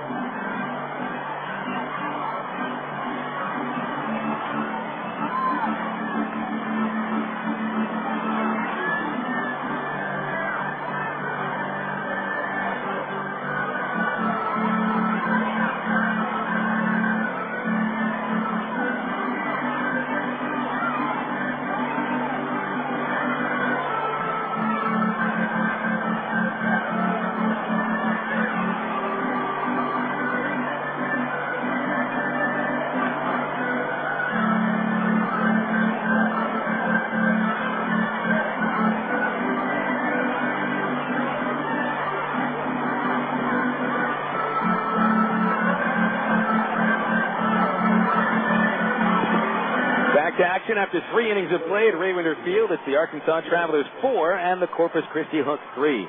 Phil Elson with you at the ballpark here on Screaming Kids Day. We're still waiting for our 4th SpongeBob SquarePants. We've had 3 so far. The over-under is 7, so things are looking good to get the over today. Give you the totals in a little bit. Jared Sandberg will lead off for the Hooks in the 4th inning against Daniel Davidson. Davidson allowed 3 runs and 4 hits last inning. Left-hander back to work. Here's the first pitch of the inning. Sandberg hits a solid liner foul past left field. Strike 1. Sandberg, Nicholson, and Fagan, the 7, 8, and 9 batters for the Hooks, are batting in the 4th inning. Totals for Corpus Christi are 3 runs on 5 hits. 1 error. Corpus has stranded 3, 1 in each inning. Davidson walked a man, struck out 2. Here's the 0-1 to Sandberg. A little bit inside with a curveball, 1-1. Trav's totals are 4 runs on 6 base hits, no errors, and 3 men left. 1-1 pitch. Sandberg takes inside again. Strike zone might be getting a little bit smaller both ways. It's a 2-1 count on Sandberg. Sandberg grounded out in the 2nd inning. And here's the 2-1 pitch. Swung on, a high fly ball into right field. Espedo waiting, drifting in. Still coming in a little bit. Plenty of time. Makes the catch. And there's 1 away in the 4th.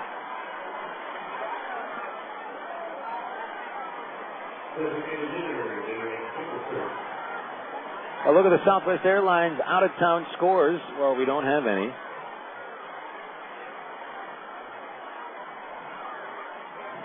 All Major League action at night. 3 games in the National League.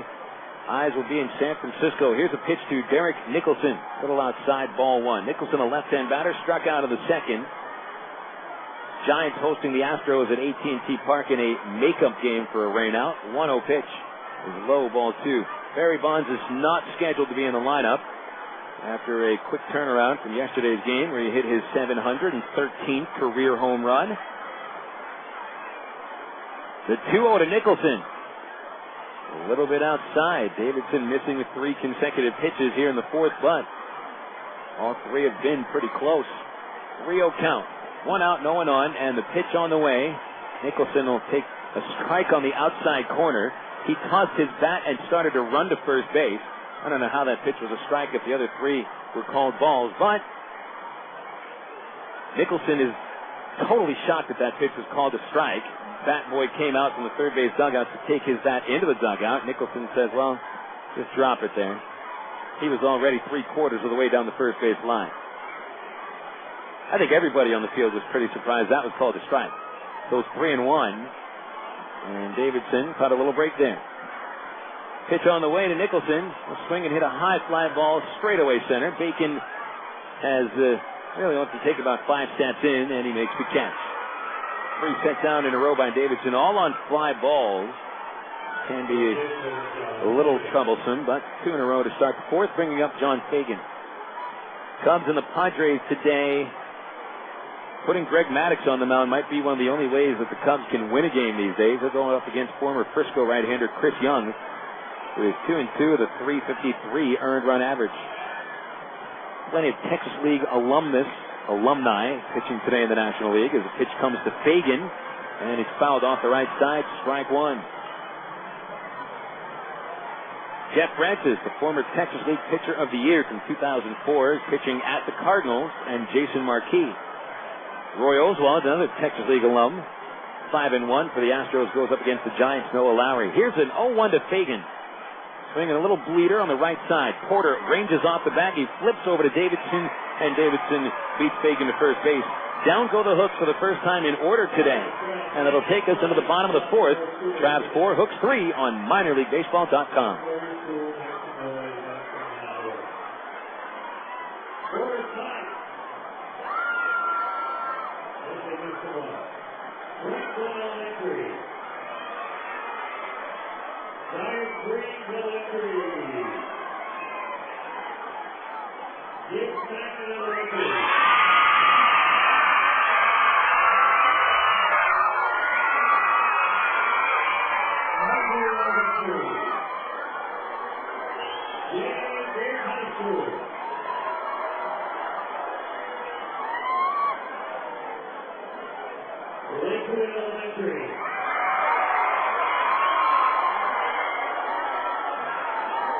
middle school.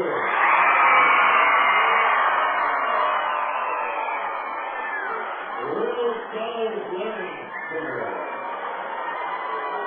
And Taylor Middle School. We'll give you a call for that second.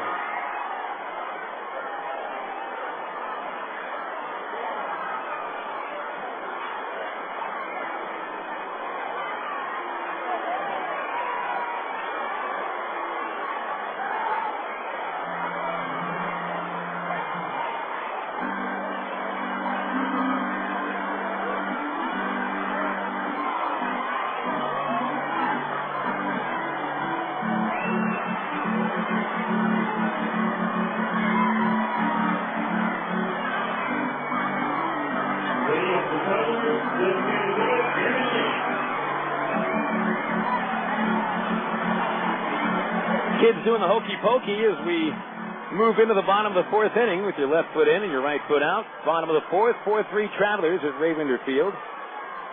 Bill Elson with you on the broadcast. I hope you're enjoying your baseball for breakfast. We certainly are. Might as well have a hot dog, Coca-Cola. Hey, baseball. No reason to eat cereal. David Gates leads off the fourth inning with a solid line drive, base hit down the left field line. It'll be cut off by Jorge Cortez. Wheels around and fires to second, keeping Gates to a leadoff single. So in the first pitch of the inning, the Travelers put up their seventh base hit of the game off of Juan Gutiérrez, and for David Gates, he is now 1 for 2. Here comes Eric Rodlin. Travs went without a run in the third inning. The first time in this game that they did not score. Put up a run in the first, 3 in the second. Nice way to start this inning. Now Rodlin stands in, had a flare single into center that scored a run 2 innings ago. Left-hand batter waits. Pitch comes low. 1 ball, no strikes. American League games later tonight. The Angels will send Jeff Weaver against Roy Halladay of the Toronto Blue Jays. Weaver, in his first year of the new contract with the Angels, is only 1-4 with a 6.43 ERA. Pitch to Rodlin, high fly on the right field line, but hooking foul. And it is a foul ball. 1 ball, 1 strike to Rodlin. Angels are 14-18 and falling ever so further into the division in the West. 3 games behind the Texas Rangers. Angels have dropped 8 of their last 10 games. Lost yesterday to the Blue Jays. Angels managed only 2 base hits. A nice start to see. We've celebrated the fact that so many former Travelers, especially from last year's team, have been playing with the Angels over the last week, but no team can feel confident when they're trotting out 3 or 4 rookies every night. It's nothing against the rookies. It's just not a lot of experience out there. Pitch to Rodlin. Slow grounder on the right side. Bonifay ranges into the hole. 1 play. It's at first. And he throws Rodlin out 4-3. Gates advances to second base. Without question, the guys like Mike Napoli, Howie Kendrick, and Tommy Murphy, along with second-year player Casey Kochman, they're going to contribute eventually. And sometimes it just takes a little bit to get going. So this year may be a year filled with growing pains for the Angels. Certainly there are high expectations for the Halos to defend another American League West crown. It might not be in the cards. Dwayne Bacon, the batter, top of the order, shows bunt, takes low and in, 1 ball, no strike. Bacon in 2 at-bats has been on base twice. A single in the first inning, and would score after a stolen base. A 2-run homer in the second inning. 1 of 3 on the year for Bacon now. Sandberg up at third. Let's see if Bacon squares. Here's the 1-0. Swing and a miss. Change up, and it's 1-1 on Bacon. Crabs 4, the Hooks 3. Bottom of the fourth inning. Cloud-covered morning at Ravender Field now. The sun is not shining. Still plenty of daylight out here. Dispersed around by the clouds. Diffused. Pickoff play at second. The throw is not in time. Gates gets the right hand in, and there is no tag. The wind is blowing in today, which is pretty rare for Ravender Field. The wind usually blows across the outfield or out. It's blowing in from left. Stretched by Gutiérrez. 3 looks at second. The pitch to Bacon is into the dirt. Picked up by House, ball 2. Saw an example right there of a problem for Gutiérrez. He had his shortstop Zobrist coming right in behind the runner at second, and Gutiérrez still threw the pitch anyway, leaving Zobrist out to dry and a giant hole through shortstop. It's a 2-1 count, and the pitch now to Bacon, swinging a foul back, and still it is a 2-2 count on the Trav center fielder. Aaron Teal is on deck for Arkansas.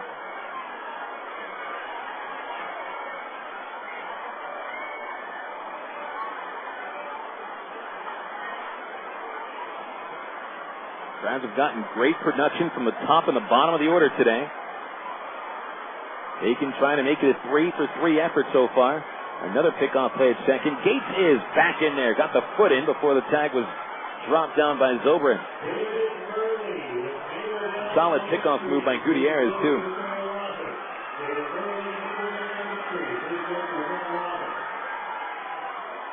Gutiérrez working deliberately now here in the fourth with Gates at second base. One away. Outfield is shallow all the way around. Gutiérrez checks the runner, and now the pitch to Dwayne is a strike 3 called on the inside corner. Got him with a fastball, and it's strikeout number 2 for Gutiérrez, both of them on a called third strike. Nice pitch there. Aaron Teal standing in. So Peel will try to drive in Gates and bump the Travs back up to a 2-run lead. They had a 4-0 advantage after the second. But the Hooks rallied for 3 runs in the third inning, 2 of them coming on a homer by Hunter Pence. Peel has grounded out twice. Right-hand batter. The pitch on the way. A slider down low, ball 1. Peel has grounded out to short and to third base. Aaron batting under 200 against the Hooks. He is 2 for 12 with 1 homer. The 1-0 pitch is slowly bounced towards shortstop. Zobrist will charge after circling the ball. His throw is in time for the out. A very close play at first base, and Teal may have beaten that one. But it does not matter. 6-3 goes the final out of the fourth. No runs, 1 hit, and 1 man stranded for the Arkansas Travelers, and about 3,000 screaming kids just had their school announced. Heading into the 5th inning, the Travelers 4 and the Hooks 3 on minorleaguebaseball.com.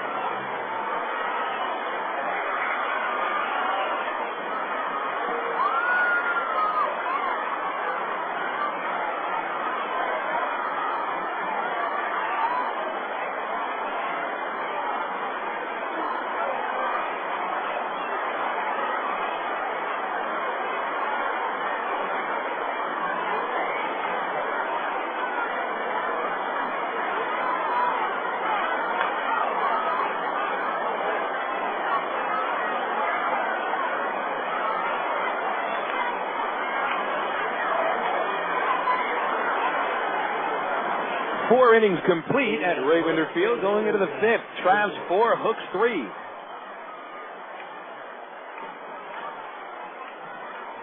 Travs has gone without a run after the last couple of innings.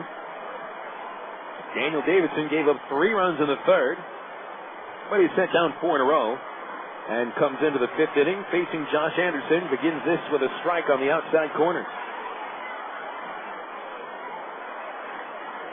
Anderson doubled and scored to start that 3rd inning rally. He's 1 for 2 and hits a line drive over Eric Rodlin and into right field for a base hit. So Josh Anderson is aboard. He represents the tying run for the Corpus Christi Hooks. So watch out. We expect him to be stealing. The Hooks having just not all of their production from the top 3 hitters in the order today. Anderson's leadoff single here in the 5th is Corpus Christi's 6th base hit. 5 of them have come from their top 3 hitters, including 2 from Ben Zobrist, who's now at the plate. Brown creeping in at third to guard a bunt. He shows bunt, pushes it towards the mound. This will move the runner up. Davidson has one play to first base, and the throw is just in the nick of time. Dangerous play. The throw from Davidson was on the home plate side of first base and pretty close to the base runner, and Porter was still able to make the grab and then snap his arm away from Zobrist. So he is able to move the tying run into scoring position. 1-3, the put out at first. And here's Hunter Pence. There was a 2-run homer by Pence and made it a 1-run game back in the 3rd inning, his 7th of the year. Pence was called out on strikes in the 1st inning. Now Davidson gave him a fastball in the first pitch in the 3rd, and he hit the home run on that first pitch. See what Davidson starts him off with here. Trying to get the 2nd out of the inning. Rodlin holding Anderson at 2nd. Davidson kicks and turns to the runner, does not throw.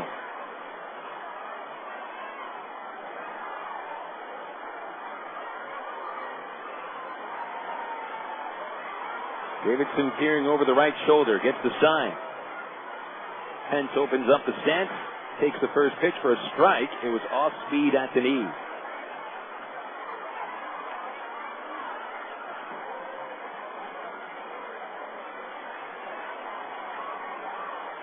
Pence 1 for 6 in the series. He only hit a home run, bouncing the bat off the right shoulder. He is gripping that bat tightly.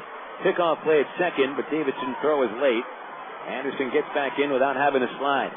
1 away in the top of the 5th. The Hooks trying to complete the 4-run comeback and tie the game here in the 5th inning. They've got their top RBI man at the plate, Pence, who's driven in 26. Anderson a decent lead. Rodlin backs off. Davidson will step off the rubber again.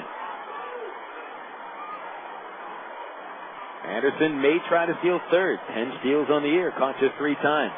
Bobby Wilson has been great, however. The pitch hit in the air, deep left center by Pence. Going back is Bacon to the warning track, and the wall is going to hit the fence. This will easily tie the game. Anderson trotting home around third, and Pence stops at second with a game-tying double. 4-4 score, and Pence has driven in 3 today.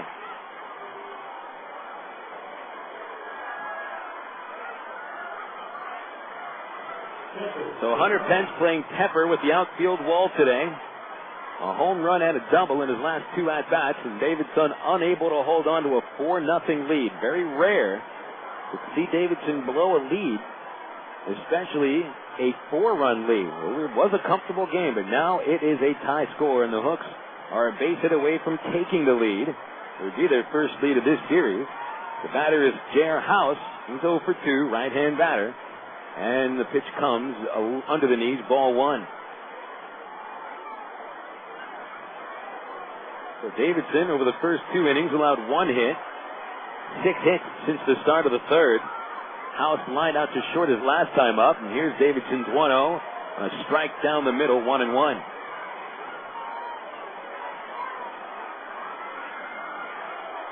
House has driven in 17 runs on the year, but he's in a bit of a slump now. It's a 1-1 pitch, and it's a little high, ball 2.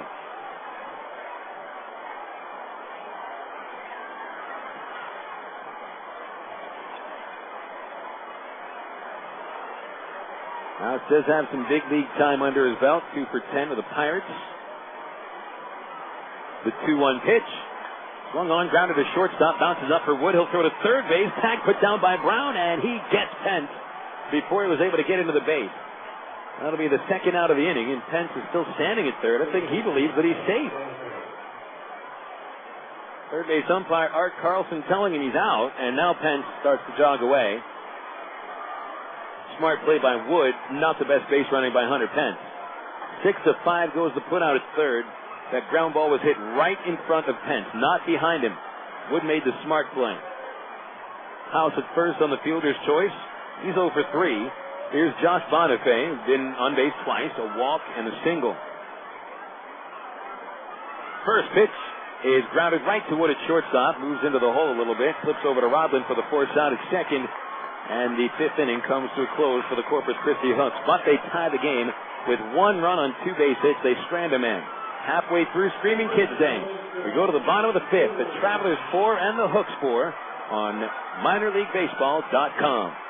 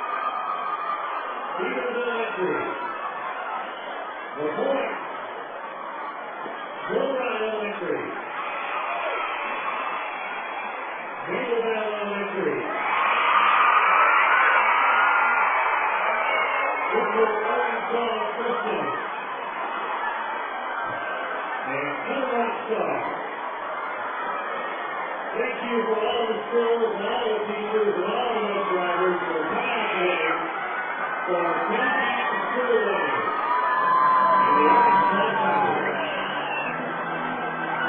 Leading up the Travelers shortstop, Brandon Wood.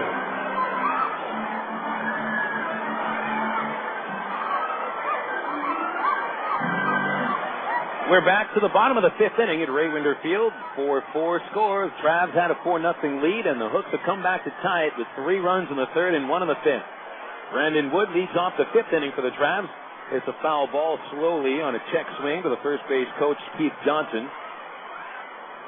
Keith usually will flip it into the dugout, but here on Screaming Kids Day, he's going to hand it to a kid. Here's the 0-1 to Wood, right down the pike for a strike, and it's 0-2.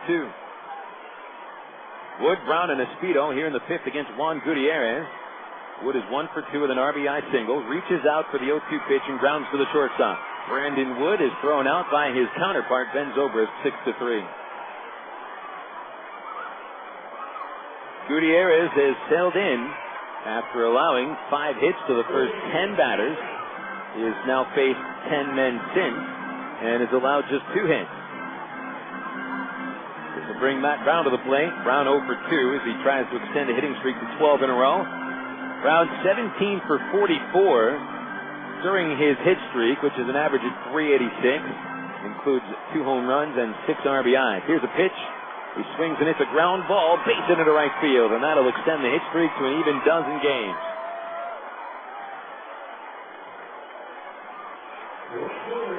So Brown continues to hit. Think out of all the Travs that have been to the team this year, Matt Brown may be the most surprising player. His extremely hot start, he's also provided very good defense at the hot corner. Into the batter's box, Jason Espedo. 0 for 2, reached on an error last time up. Left-hand batter. Runner going. Pitches swung on and missed, and House will not throw it. Plate umpire signals that Espedo foul tipped the ball into the catcher's mid, and that may have cost House a chance to throw the ball to second. So Brown gets his 3rd steal of the year on possibly a busted hit and run. 1 away, and a chance for Espedo to get the Travs the lead. Pick off at a second, and Brown is back in there. Brown was getting a little bit testy at second base. Took a very big secondary lead before Gutiérrez even threw the pitch. Now back out to the regular lead. The 0-1 to Espedo is fouled over the press box. Strike 2. Espedo flied out in the first inning, stranding a man. In the third, he batted the 2 outs and hit a routine grounder to second base that was booted by Josh Bonifay. It's the only error of the game. Single for Brown is the Travs' 8th base hit of the night, or morning, not even close to night. We're now in the afternoon, 5 minutes to afternoon. Speedo ready. Gutiérrez deals. A slider low and inside, ball 1. Speedo hit that 3-run homer yesterday. This was his 4th home run of the season. It came in the 5th inning. At that point, the Travs had a 6-0 lead following the home run. Today, Speedo bats in the 5th with a tie score and a chance to put him back in front. Gutiérrez glances at Brown. The pitch is popped out of play to the North Point Volvo patio in left field. Still 1-2 on Jason Speedo. 4 homers and 11 RBIs on the season.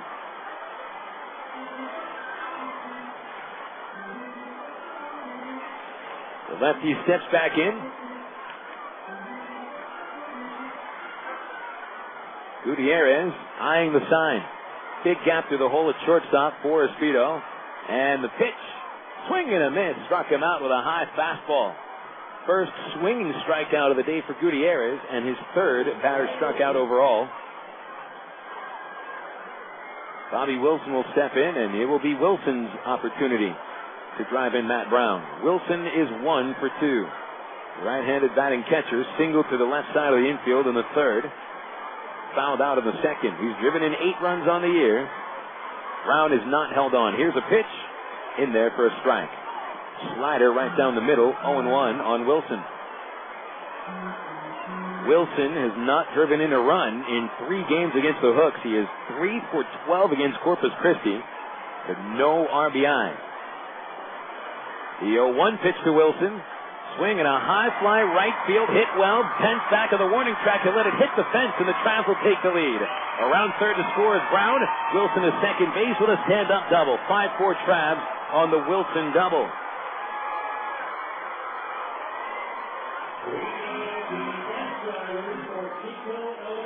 So Bobby Wilson is 2 for 3 with his first RBI against the Hooks, and the Travs grab their second lead of the, afternoon.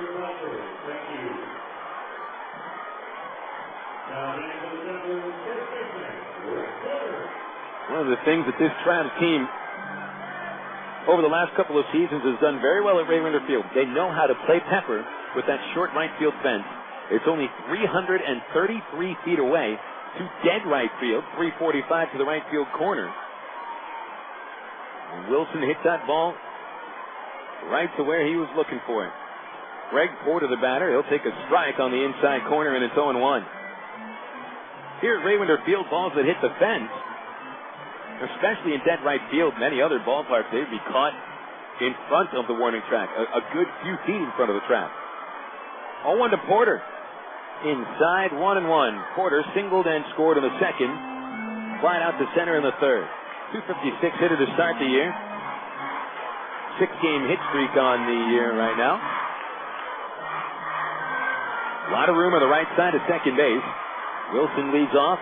The pitch is a changeup, and Porter swings and misses. Strike 2.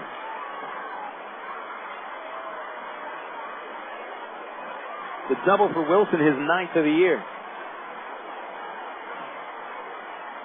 Now it's 5 hits in his last 3 games, 3 of them doubles and 3 RBIs. The pitch to Porter is high and away, 2-2. Now it looks like some of the weather that we've been expecting here in Central Arkansas might be coming into the area shortly. Darker cloud cover overhead now, but we are already head of the bottom of the 5th inning. And we get through this inning, get into the 6th. The rains come, and the game gets washed out, and it'll be a final. It will be a regulation game. 2-2 to Porter. Swinging a grounder, foul outside first. Gutiérrez tried the changeup, and he had Porter in front. And Greg was pretty close to pulling that inside the first base line rather than outside. Still 2-2 on Porter. A run home here in the 5th inning. Matt Brown singled and stole second. Came to score on the Wilson 2-out double. 5-4 Travelers. Porter waiting. Gutiérrez ready. He'll glance at Wilson and the 2-2. Swinging a pouncer foul. slowly to the seats at first base, where a whole line of kids reach over the fence. Nobody gets it. Keith Johnson is now the most popular man in the ballpark, as he will look to someone to flip the ball to. And there it goes, about 10 rows deep. Porter stands back in. David Gates on deck. Fagan guiding the line at third. He's behind the bag. Bonifay about a step deep into right field from his second base position. Porter has the whole third base line. The 2-2. Swinging a slow tap at a short. Tough play. Zobrist charging. Gloves. Holds onto the ball. Porter gets his second infield hit of the day.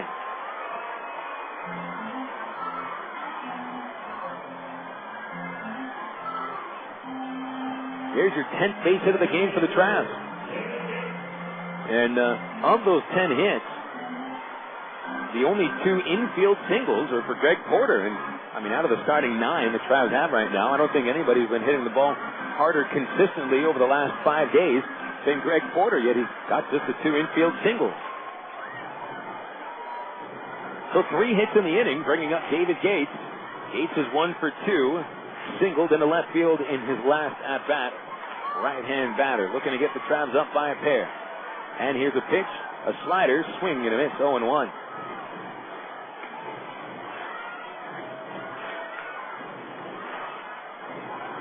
Gates has driven in only 4 runs on the season. 1 of them against Corpus Christi. It's an 0-1 count. Infield back except Fagan, the first baseman, who holds Porter. And here's the 0-1 pitch. The curveball, strike 2, inside corner, and Gates in the hole, 0-2.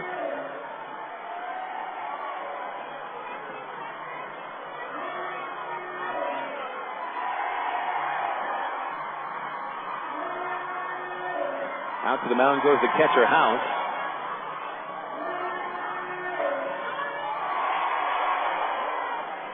House and Gutiérrez with a rather lengthy conversation on the pitcher's mound. We're trying to figure out what to do with Gates on 0-2. And now House jogs back behind the plate. Gutiérrez climbs on top of the mound. Squints to look in for the sign. Gates waiting. In the hole, 0-2. 2 outs in the 5th inning and a run home. Corners are where the base runners are located. Porter running on the pitch. It is outside. There won't be a throw to second base.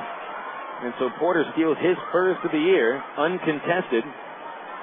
Second and third for Gates. First base is open. 2 outs. Travs 5, the Hooks 4. This will be a rather large at-bat now. Gutiérrez still from the stretch. They'll glance at Porter. Pitch to Gates.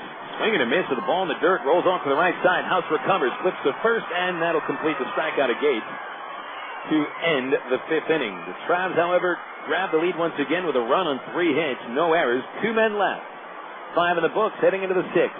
Arkansas Travelers 5, Corpus Christi Hooks 4 on minorleaguebaseball.com.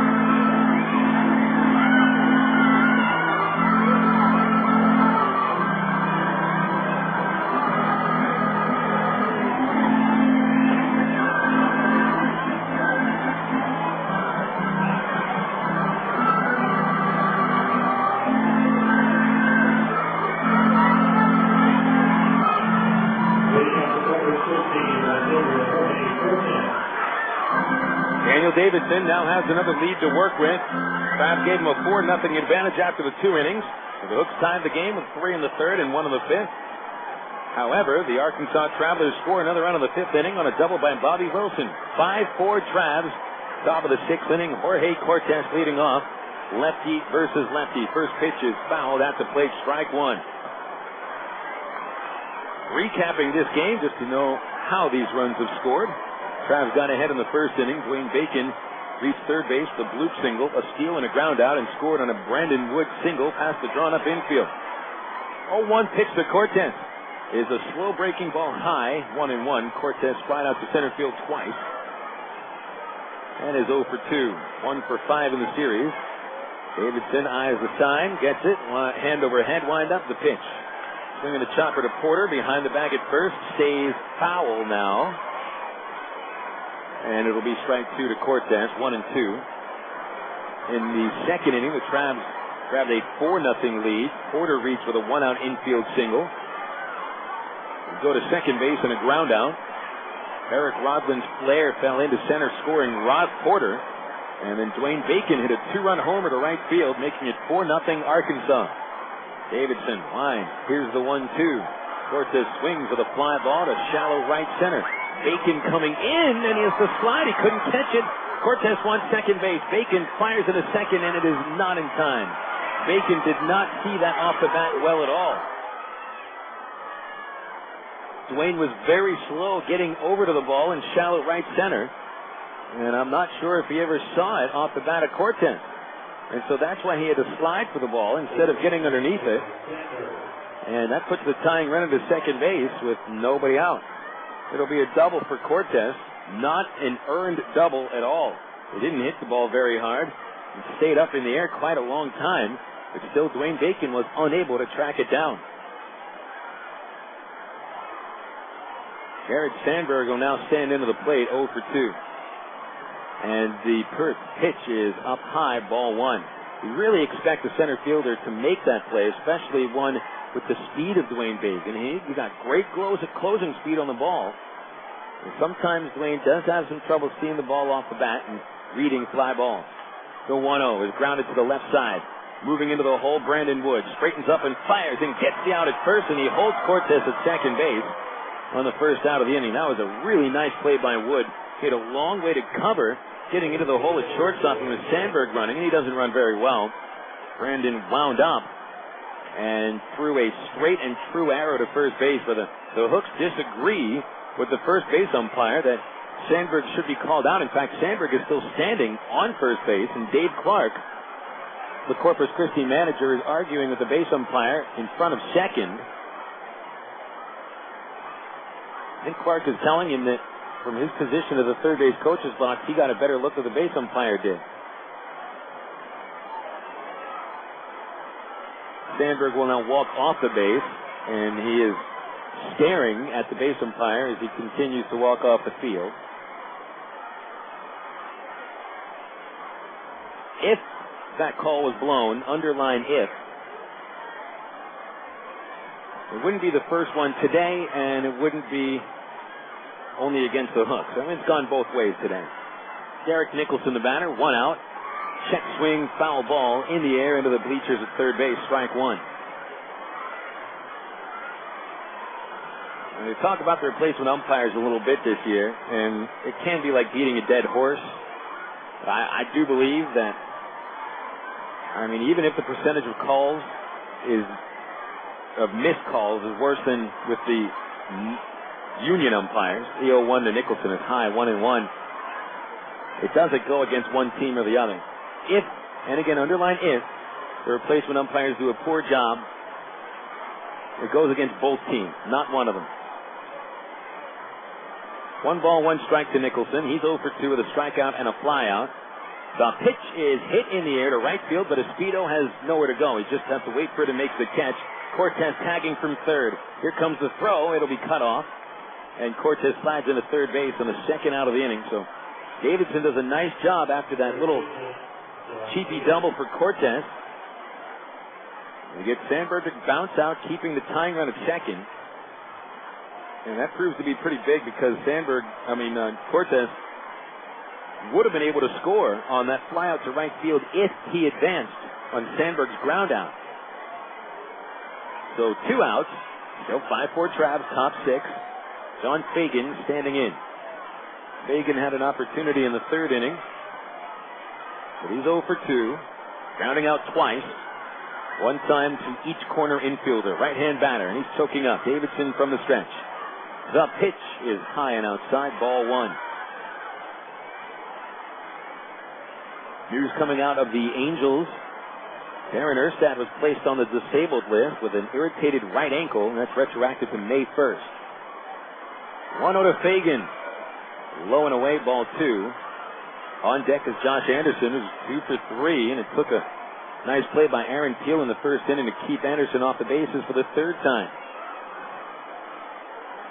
So Erstad on the disabled list, I guess that means you can expect to see Tommy Murphy in center field a lot more for the Angels. The 2-0 to Fagan. Ball 3, high and outside. Angels activated outfielder Juan Rivera from the disabled list. He'd been on that DL since April 22nd with a strained rib cage.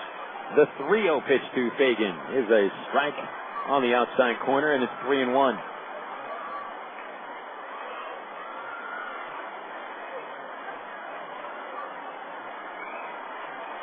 Three balls, 1 strike to Fagan. 2 outs in the top of the 6th inning. Travs clinging to a 5-4 lead. Davidson's pitch is a strike again. Same place, outside corner, and he brought this count full, 3-2.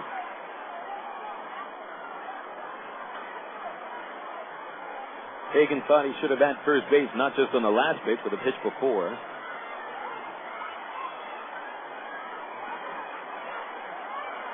A full count. Davidson, possibly his final inning, although no one warming up in the bullpen for the moment. Up around 85 pitches. The 3-2. Fagan takes high, and it'll be ball 4. Second free pass issued by Davidson. So he's got men of the corners dealing with Josh Anderson now. Anderson, a very tough out. Start of the game hitting .331. He's done 2 for 3 today with a double and a single, and has scored twice. Before Davidson faces him, there's a visit to the mound by pitching coach Ken Patterson, and we get some of the kids beginning to leave the ballpark. One of the sad ironies of Screaming Kids Day, when you get all the school kids coming from, as I mentioned during the pregame show, about an hour away, sometimes 2 hours away, you know, they do have to get home in time to either get picked up from school or make the bus back to the house. So sometimes they leave when it's a 1-run game in the 6th inning. Other times, kids get up and leave in the 9th inning of a tie game. So that's one area that I hope they do not continue to leave games before it is over. It's one of the things I never was big on. Yeah, I understand you got to work the next day, but come to a ball game, I'd like to at least see the end of it. These kids do have other things to do. I guess some of them might have some homework. Homework. Yikes. Well, Patterson is finished with his talk with Anderson. With Davidson. And this will set up a lefty versus lefty situation. Men of the corners, 2 outs. It's Cortez at 3rd and Fagan at 1st. Fagan runs pretty well.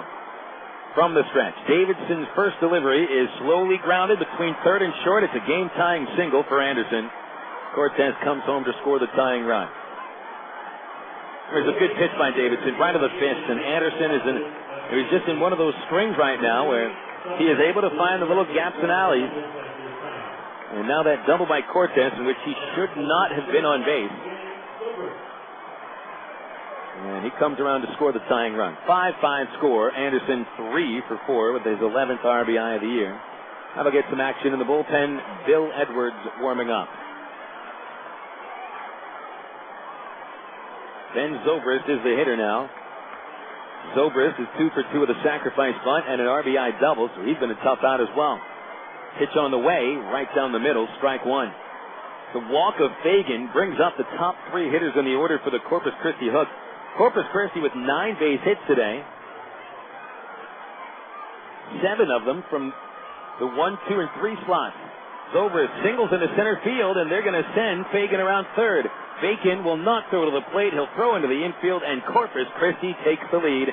Ben Zobrist's third hit of the ball game, and the top two slots in the order continue to kill Davidson. Anderson and Zobrist are combined 6 for 7, with 3 runs batted in and 3 runs scored. Corpus Christi 6, Arkansas 5.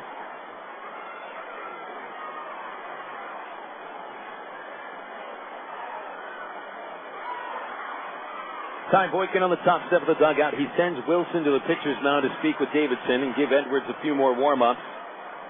It's first and second, 2 outs in the 6th inning. And I believe that walk to John Fagan may have spelled the undoing for Daniel Davidson. Since then, he's thrown 3 pitches. 2 of them have ended up in the outfield for RBI singles. One that tied the game, one that gave the Hooks the lead. Hunter Pence is stepping into the batter's box. Pence is 2 for 3 with a 2-run homer and a double in his last 2 at-bats, and Boykin is leaving Davidson in to face him.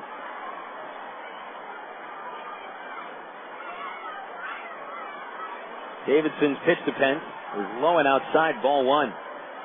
Davidson is tired at the moment, having trouble getting anything on his pitches, and Pence tore the cover off the ball the last 2 trips.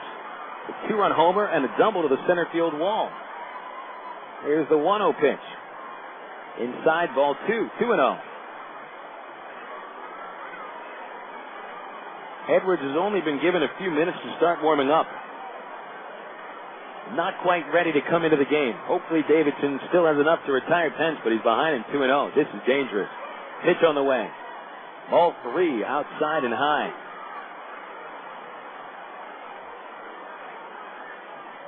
It'll take a comeback for the Travs today, unable to hold on to 2 leads.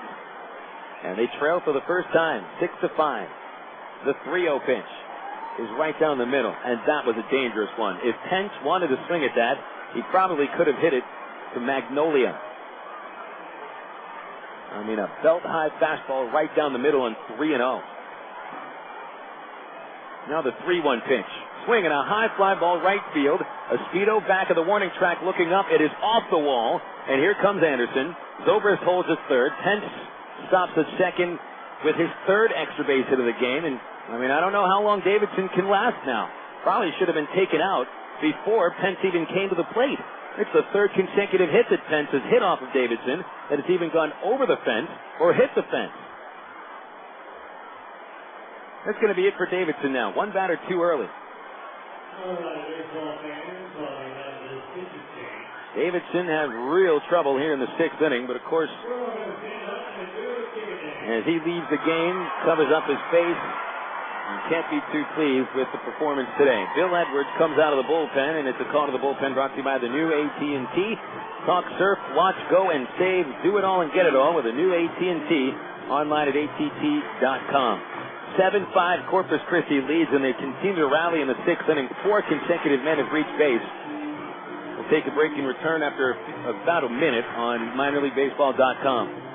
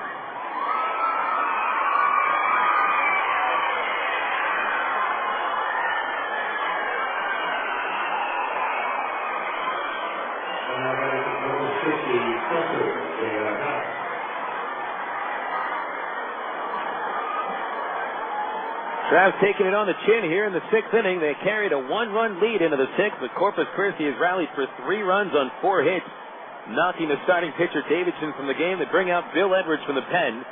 J.R. House is the first batter Edwards faced, and he almost hit him with a curveball in the first pitch. 1 ball, no strikes. Edwards, 6'3", 185 pounds from Memphis. 12th game of the year, 2 wins, no losses, 1 save. House is 0 for 3. And the right-hand batter takes a pitch in the dirt, ball 2. Daniel Davidson went 5 2/3 innings, surrendering 11 hits, and as of now, 7 runs. He is responsible for Zobrist and Pence on the base path. The top 3 hitters in the order destroyed Davidson. They collected 9 of the 11 hits he gave up. The pitch from Edwards, a strike on the outside corner with a breaking ball, and it's 2-1. Edwards with a 3.21 ERA allows an average of 2.96. He also walked 9, along with 16 hits in 14 innings. Here's a 2-1 pitch to J.R. House. A slider into the dirt, and Wilson blocked it. Runners hold, ball 3, 3-1. Jorge Cortez started this inning with a lazy fly ball in a shallow right center field. Dwayne Bacon did not see very well off the bat and got to the ball late trying to make a sliding catch and could not grab it. Cortez reached on a double. Davidson got 2 outs, but then walked John Fagan. Here's a 3-1 to House. Whoa, low and outside, almost behind Wilson. He had to stab it backhanded just to save a wild pitch, but Edwards walks his 10th of the year and his first batter of this game on just 5 pitches to load the bases for Josh Bonifay. Corpus Christi is 1 swing of the bat away from breaking a game open in which they trailed 4-0 after the 2nd inning. Following the walk to Fagan, Davidson allowed 3 straight hits. Anderson's tying single, Zobrist go-ahead single, and then Pence with the RBI double. Bonifay is 1 for 2. Edwards goes to a breaking ball and misses outside 1-0. He better attack the strike zone. 1 ball, no strikes on Bonifay. He was walked, singled, and hit a ground ball. The bases loaded this year. Bonifay is 2 for 7. Here's the 1-0 pitch. Fastball at the knees for strike 1. 7-5, Corpus Christi leading. The Travs have had a lead of 4-0 and 5-4. Corpus keeping the pressure on the Travs. You got to give the Hooks some credit for not dying when they could have early in the game. Here's the 1-1. Swing and a miss as Edwards trusted the fastball and blew it right by Bonifay. And the count is 1-2.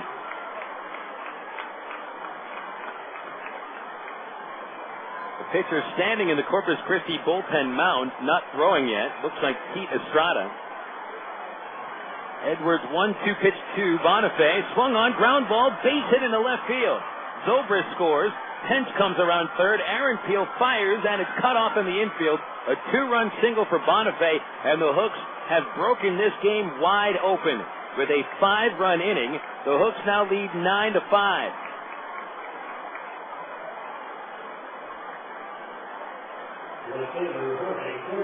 Close the book on Davidson. He is charged with 9 runs in 5 2/3 innings. All the runs are earned.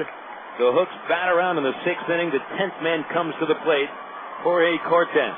He bats with House at second and Bonifay at first. 5 runs for Corpus Christi in the 6th inning on 5 hits and 1 walk. Pitch to Cortez is low, ball 1. This inning should have been over following Nicholson's flyout, about 6 hitters ago. Cortez's lazy fly was not caught in the earlier part of this inning by Bacon. The 1-0 is fouled straight back, 1-1. And I guess that'll tell you how much of a difference makes from a center fielder who does not get a good jump off the bat and comes an inch away from making the catch. That's the difference from this inning being 1-2-3 and a 5-run rally. Cortez hits a solid liner, and it's caught by Brandon Wood 3 feet in the shallow center field. I don't know how he brought that one in, but thankfully this 6th inning comes to a close for Corpus Christi. They put up 5 runs to take the lead, and as we go into the bottom of the 6th inning, it's the Hooks 9 and the Travelers 5 on minorleaguebaseball.com.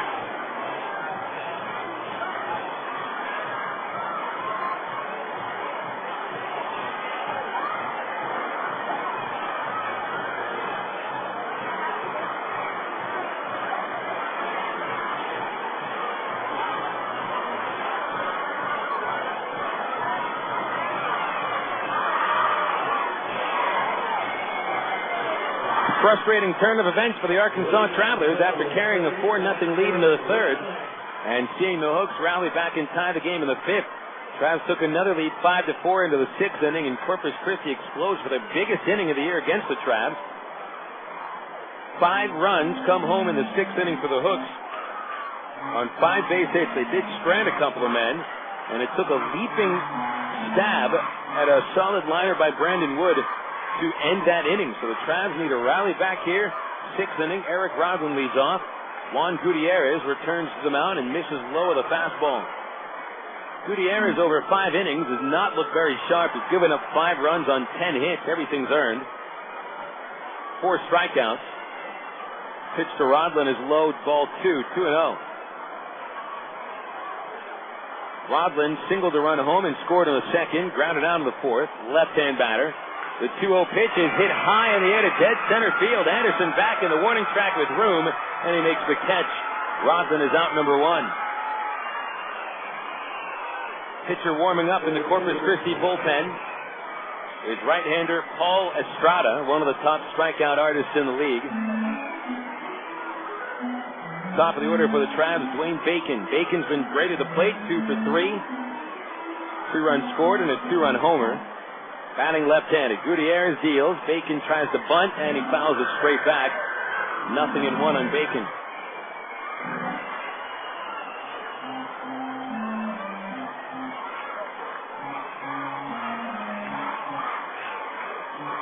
Bad top of the sixth inning all the way around for the Travs. Here's an 0-1 to Bacon. Fouled back on a swing, and it is 0-2. We've had our Screaming Kids Day attendance announced at 6,166.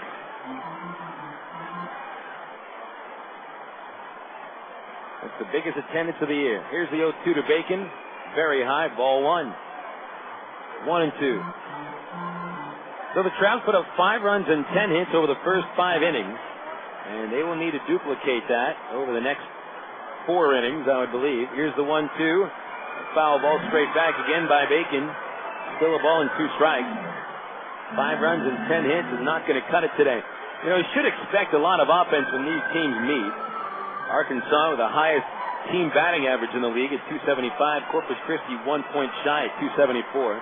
1-2 into the dirt. Bacon evens it up. 2 balls, 2 strikes. Travs with a top hitting home run team in the league. Now with 154 runs scored. Tied with Midland for most runs scored in the league, and Corpus Christi is right behind him. 2-2 to Bacon. Swing and a miss, and Gutierrez strikes him out with a changeup. That's his 5th of the game. Gutierrez starting this inning with 2 big outs,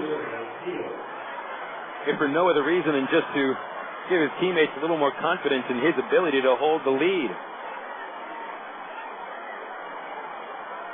Aaron Teal will stand in. This will be Gutierrez's final inning. He's about at 100 pitches. Teal is 0 for 3, 3 groundouts. Pitch on the way. A strike on the outside corner, 0-1. Corpus Christi and the Travelers have the 2 highest team ERAs in the league, so they'll continue to go up. 0-1 pitch is inside to Teal, 1-1. And keep in mind about this Travelers ball club. Yes, they do give up leads, but they also storm back and have been able to come back from deficits of even 6 runs. They're trailing by 4 at the moment. The 1-1 to Peel. Swing and a miss on a slider by Gutierrez.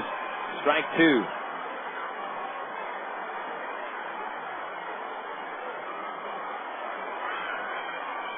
Travs have trailed into the 7th inning 16 times, winning 3 of those games. The 1-2 to Peel is high and tight. 2 balls, 2 strikes. Corpus Christi, meanwhile, had a decent bullpen. They have not blown a game when leading after the 7th. Here's a 2-2 to Peel. Low, full count. Now the Travs have won the last 4 games against Corpus Christi. They haven't even seen the Hooks closer yet. One of the top closers in the league, Highland Piguero. 1.32 ERA and 20 strikeouts in 13 2/3 innings. Pitch to Peel. Hard grounder right to the third baseman. Sandberg lunges out to grab it. Fires across, and the Travs go down in order for the first time today.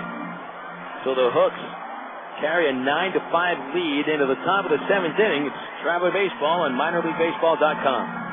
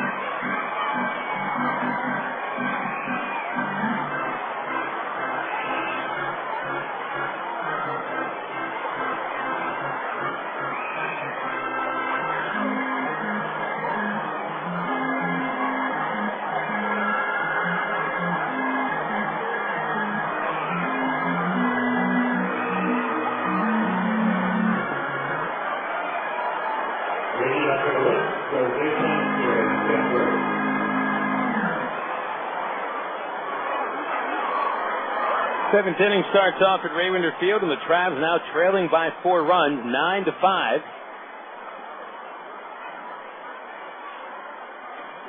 Phil Edwards returns to the mound, pitching in the 7th against the bottom 3 hitters in the Corpus order. Jared Sandberg begins and takes the first pitch low for ball 1.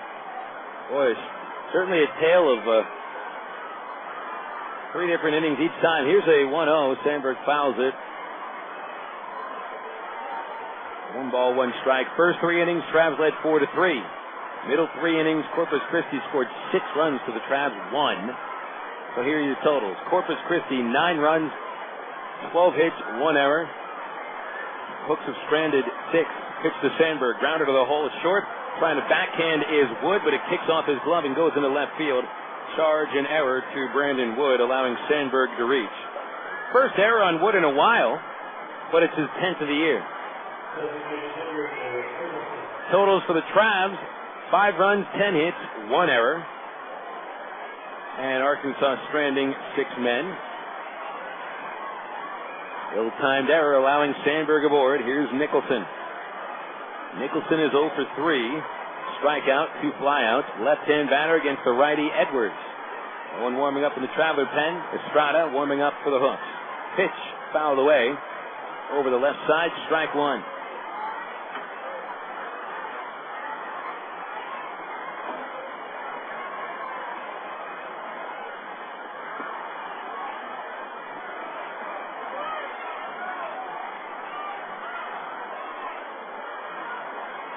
And the stretch on the 0-1 pitch.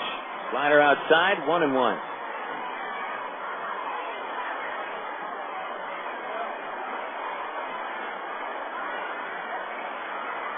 Fagan on deck. Nicholson without a base hit. He's the only Corpus Christi starter that hasn't been on base. Nobody out. The 1-1. Slow breaking ball, not much break. Stayed outside. 2 balls, 1 strike. 9-5, Corpus leading. Hooks trying to end a 4-game losing streak to the Travelers. 2 balls and a strike from Edwards to Nicholson. Into the stretch. And the pitch is a strike, letter high, 2-2. Looking out of the North Point Volvo patio, I see a frightening scene. A bunch of kids with blow-up inflatable bats hitting each other. Here's the 2-2 pitch. Swing and a foul straight back. Still 2-2.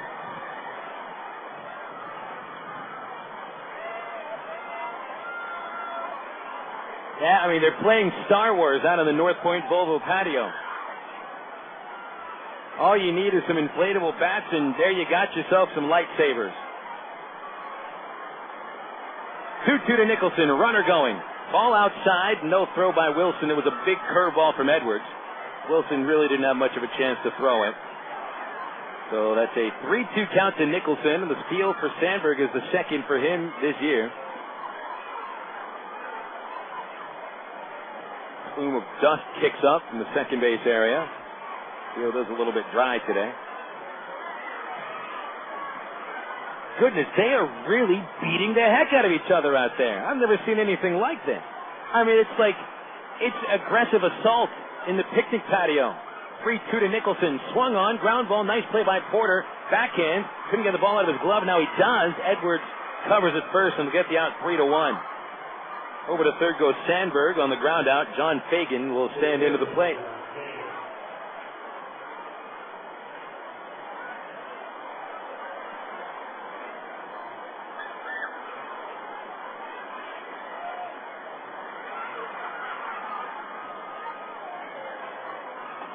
I mean, literally, there are kids that have knocked down other kids out there with the bat, and then they stand over them and beat them.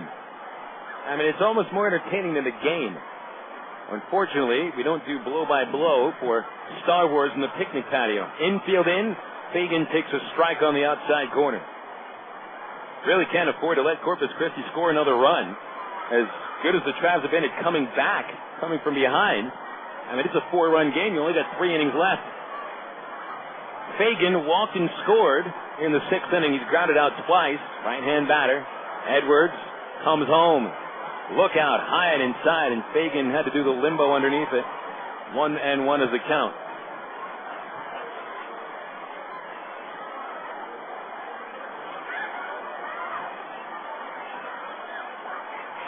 Got a 1-1 count on Fagan, 1 away. Infield up. Runner at third, Sandberg. Average speed at best. And he is a little bit taller than Bobby Wilson if there is a collision. Wilson sets up on the outside corner. The pitch is swung on and missed. Strike 2. Edwards does have it up in the fastball to sneak it by a hitter now and again. Goes to the curveball quite a bit as well. Could use the strikeout. Bills only whiffed 5 hitters in 15 innings.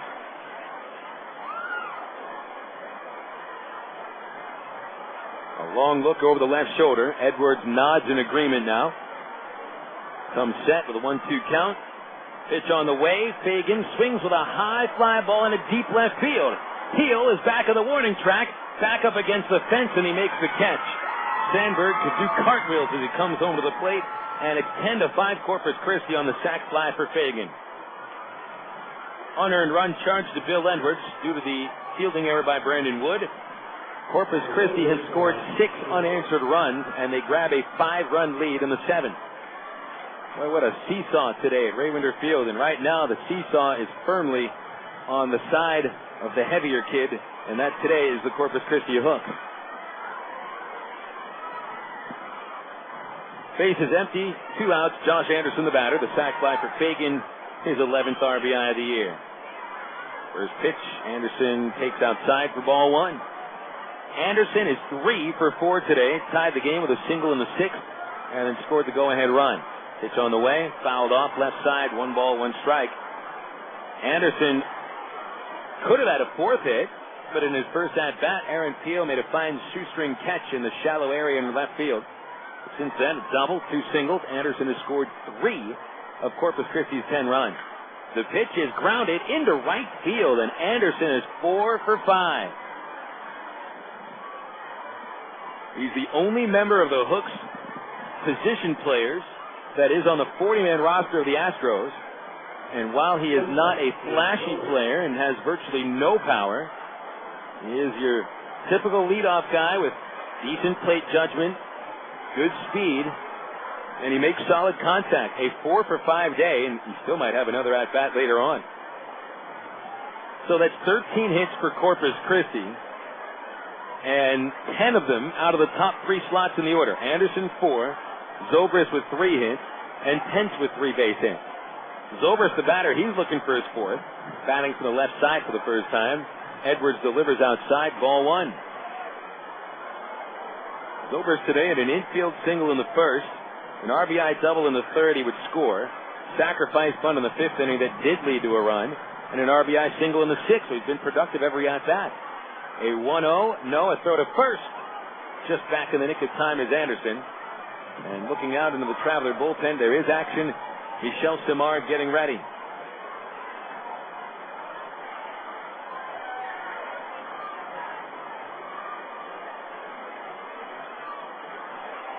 Two RBIs, 2 runs scored for Zobrist. Anderson running. The pitch is shallow, fly ball into right field. Out from second base is Rodlin. He has to dive. He couldn't catch it.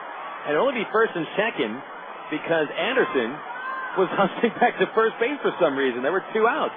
And he was running with a pitch. He probably would have had third base easy. But for some reason, Anderson's head wasn't really in the game at that point. He thought there was 1 out. And he thought that Rodlin almost made the catch. But it did fall over his glove for another base hit for Zobrist, his 4th. A little cheaper one, though. Anderson was actually running back to first base. 14 base hits for Corpus Christi. Yesterday, the Hooks managed 10. And they're really swinging free and easy here. Hunter Pence, the batter. He's going to try to become the 3rd Hook player with 4 hits today. First pitch is low, ball 1. Pence, after striking out in his first at-bat, has crushed the ball. A 2-run homer and a pair of RBI doubles. So he's got 2 doubles, a home run, and 4 RBI. 1-0 to Pence. Down the pike, strike 1. So that's 8 total bases for Hunter Pence. Came into this game with 74 total bases, more than any other Hook player by far. Slugging percentage at .617, and he has certainly slugged the ball today. The 1-1 pitch. Curveball hit deep down the right field line, but it slices foul over the bullpen. Hits the groundskeeping shack, and it's 1-2.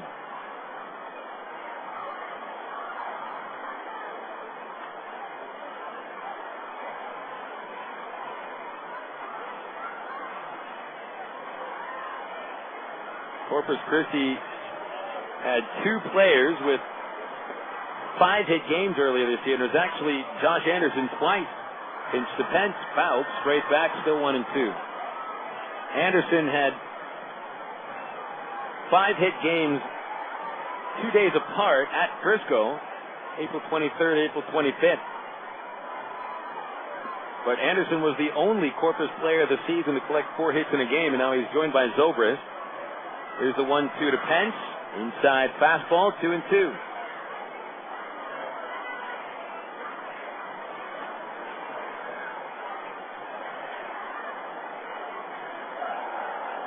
Edwards laboring in the 7th. Should have been out of the inning, but Gutiérrez started the frame and kept it alive. Allowed a run. The 2-2. Swinging a broken bat grounder to short. Moving to his right. Wood flips over to second. Throws it away. Goes into right field. Around third is Anderson. He scores. Zobrist comes around third. He will score. Stopping at second base is Pence. That'll be the second error of the inning on Brandon Wood. And the Hooks lead by 7, 12-5. This game has been broken open like a bad scab.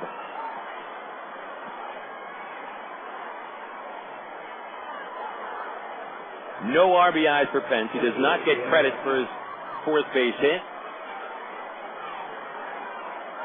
Throwing error on Wood, second of this inning. And 11th on the year. And the game has really gotten out of hand here for the Travs now. Ty Boykin's going to make a pitching change. Bill Edwards pitches from 2 outs into the 6th to 2 outs in the 7th, 1 full inning. Gave up 3 base hits. As of now, 3 runs, all unearned. Any other runs in this inning will be unearned as well. And Michel Simard emerges from the bullpen, and it'll be Simard who tries to figure out Corpus Christi. We'll take a 60-second break. Call to the bullpen brought to you by the new AT&T. Talk, surf, watch, go, and save. Do it all, get it all at the new AT&T. Your world delivered. Simard, the new pitcher, will be back soon on minorleaguebaseball.com.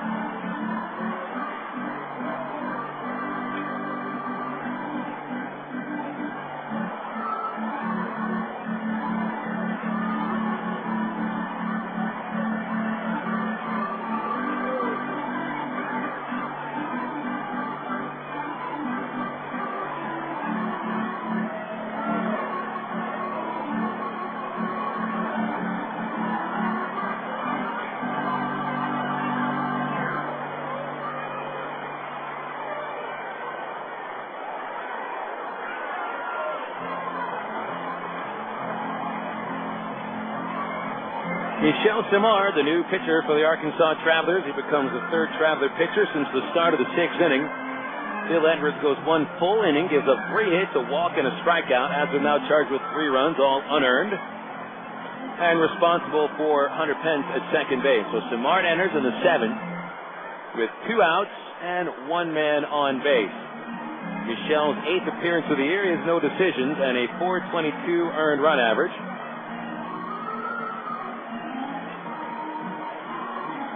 Simard has pitched 10 2/3 innings, surrendering 12 hits, 2 walks. He has struck out 11. Right-hander from Quebec, leaning in to face J.R. House, who is 0 for 3 with a walk. Right-hand batter, 12-5 Corpus Christi. Simard starts with a curve down low, ball 1. Daniel Davidson, the pitcher of record for the Travelers, gave up 9 runs on 11 hits in 5 2/3. Edwards 3 runs in 1 inning. Simard with a 1-0 to House. Low, ball 2, 2-0.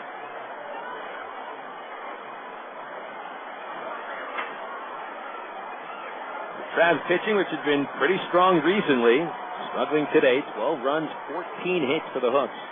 The 2-0 to House. Swung on, hard grounder right to Wood. He boots that one, and around third comes Pence, and he's going to score. Brandon Wood is pointing at the base runner, and apparently the ball hit Hunter Pence. And so this will not be a hit or an RBI, and apparently the inning is going to come to a close. You do award House a base hit on the play, but Pence is out because apparently the ground ball hit him. I didn't see it, but hey, we'll take it. You do award House the base hit. Hook's inning is complete. 3 runs on 4 hits, 2 errors, and 1 man left. We'll go to the middle of the 7th, 12-5 Corpus Christi on minorleaguebaseball.com. All right. We're going to stand over this thing along with Bill Elson. Houston Navy High School, Tennessee School Day. Thanks for coming out and for all your energy. And now get ready for Pitch After the Ball Game. I said, are you ready for Pitch After the Ball Game? A 2, a 3.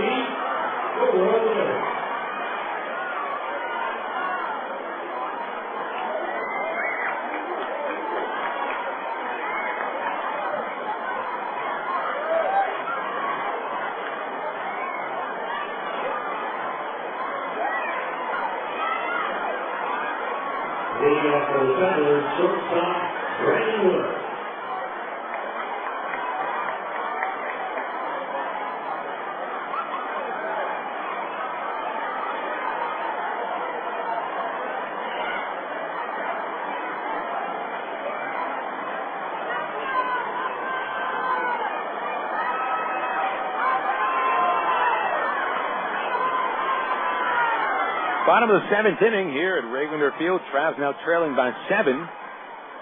12-5 Corpus Christi in front. Brandon Wood takes the first pitch of the inning for a ball, low and outside. Paul Estrada, the new pitcher for Corpus Christi. He replaces Juan Gutiérrez. Gutiérrez in line for the win. Wood is 1 for 3, and the big right-hander Estrada's pitch is fouled back. Well, it is 1-1. Estrada is a big boy. One native of Venezuela replacing another. He's from Bolivar. 6'3", 220 pounds, 23 years old. Gutiérrez, 6 innings, 10 hits, 5 runs, all earned. Pitch to Wood is a nice pitch right at the knees, a split finger, strike 2. Wood, Brown, and Espedo here in the 7th inning. Travs with 5 runs on 10 base hits. But that is not enough today on a day where Corpus Christi has 12 runs on 15 hits. The 1-2 to Wood is low, a check swing. They'll appeal. First base umpire Les Nessman says he didn't go, and it's 2 balls and 2 strikes.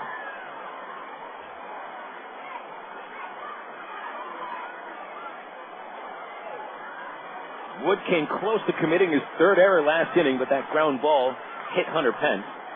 Pitch to Wood into the dirt, another check swing. House will walk after it, and he does not ask for an appeal, and the count goes full on Wood. Estrada, he's one of the top strikeout pitchers in all of minor league baseball. 39 strikeouts in 24 in the 3rd inning. To go along with 8 walks and 18 hits. 3 wins, 2 losses, and a 4.07 ERA. Estrada ready, and the payoff to Wood. Swinging a foul at the plate, and he stays alive.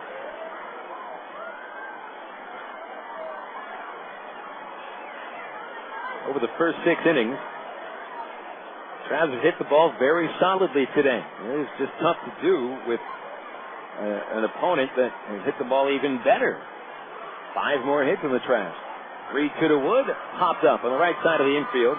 Bonifay at second base, 2 steps into shallow right, makes the catch, and Wood is 1 for 4. He's the first out of the inning.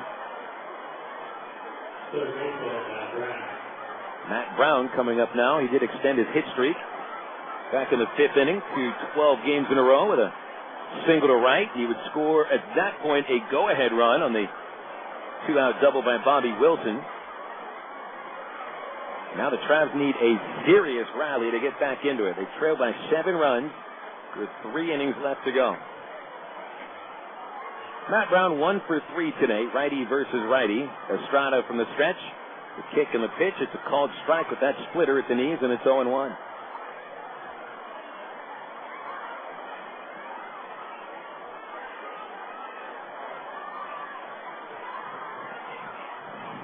Brown takes that practice swing out of the box as always before stepping in. There is a pitcher warming up in Corpus Christi's bullpen, Chance Douglas.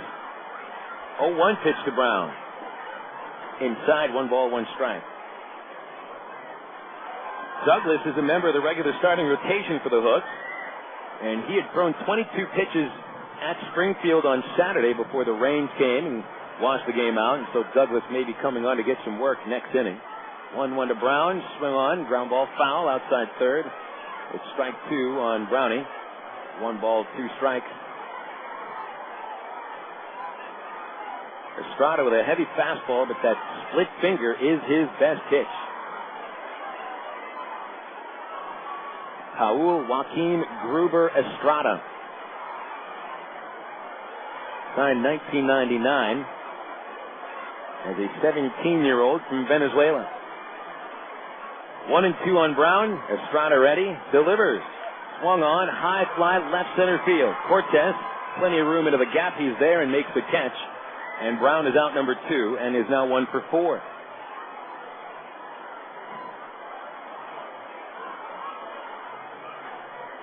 Ballpark slowly begins to empty out, and that leaves the bleary-eyed Raywinder Field staff a chance to maybe sit down and collect their breath.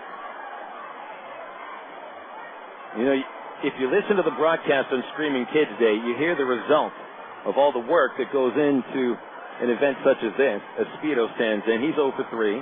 First pitch is outside, ball 1. Well, the preparation for today's game began yesterday with the interns cleaning up after a Sunday afternoon affair. The first hot dog was rolled at 2:30 in the morning. Here's a pitch to Espedo. Swung on, fouled off, and it's 1 ball and 1 strike.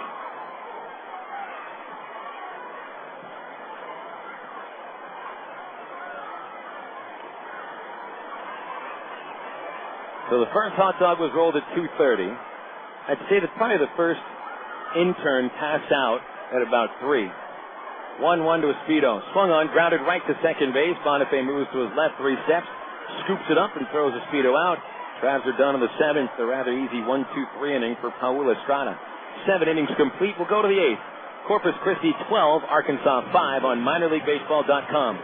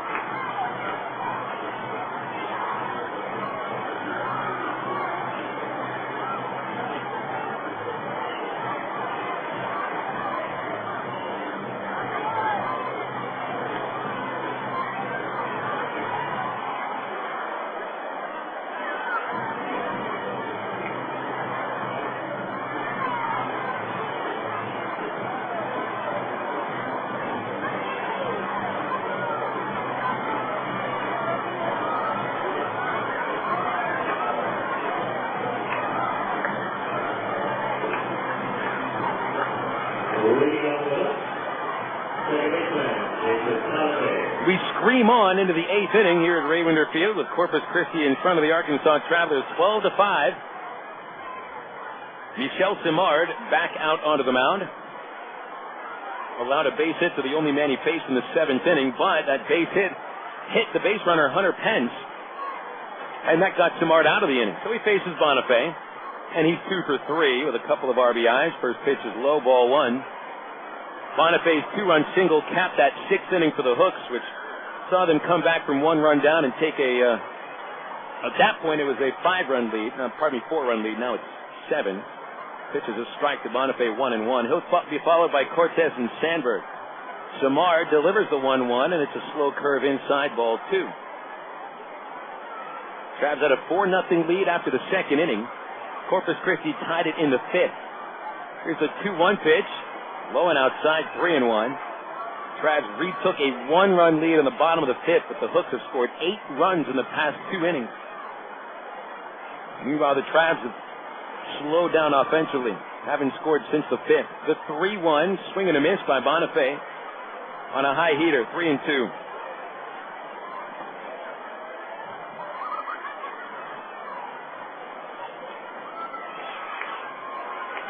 And one of those surprises, our SpongeBob SquarePants scoreboard is only at 5.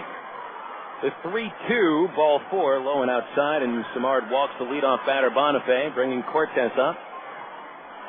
I mean, what's with the SpongeBobs? We just had 5 of them. The over-under is 7, and I think that might be a pretty good over-under. If we stop at 7, then we notice we didn't make the over-under 7.5. So it could be a push on the SpongeBob. Cortez, left-hand batter, is 1 for 4. Pitch on the way. Liner into center field. That'll fall in front of Dwayne Bacon for a base hit.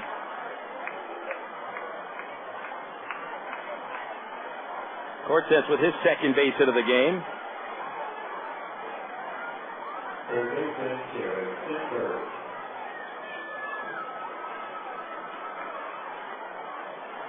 That's 16 hits for Corpus Christi.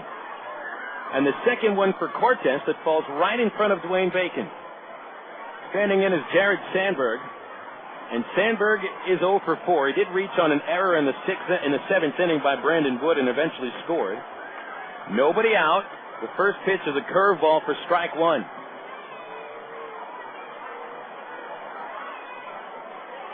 Infield desperately needs a double play to help out Simard. It's an 0-1. Here it is. Swung on, popped up on the right side in the infield. Porter and Rodlin. Porter wants it. He's got it, and there's one away. Checking out the Ag Pro Angels Farm Report. Checking out how the Angels minor league teams did yesterday.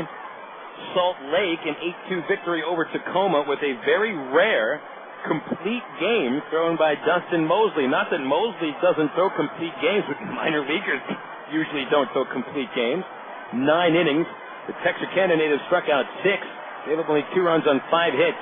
First 5-game winner in the Coast League is Dustin Mosley. Pitch to Nicholson, strike one outside corner. Nicholson, a left-hander, is the only hook to not be on base today. He was flied out twice, grounded out, and struck out. 2 on, 1 away for Nicholson. Third base is open. Simard delivers, and it's fouled over the bleachers. Strike 2. The victory put the Bees at 18 and 11, still in first in the Coast League. Rancho Cucamonga played 13 innings and won over Bakersfield 4-3 on a 2-out single by Freddie Sandoval. Simard set, check second. The 0-2 curve is high, ball 1. Pardon me. So the Quakes are 16 and 14 and even 2 games over 500. They're only in 4th place in the California League South. The 1-2 to Nicholson. Swinging a high fly ball to deep right field. Nicholson has hit a 3-run. No, he's hit a double. He's hit it off the wall. Looked like it was getting out of here. Bonifay around third. He scores. Into second base goes Nicholson with an RBI double. It was a good 5 feet up the wall. Looked a little bit better off the bat than it actually was hit. And I think the right field wind blew it in a little bit further. But now Nicholson reaches base for the first time with an RBI double to the right field wall, and it's 13-5 Corpus Christi. That is 9 unanswered runs for the Hooks.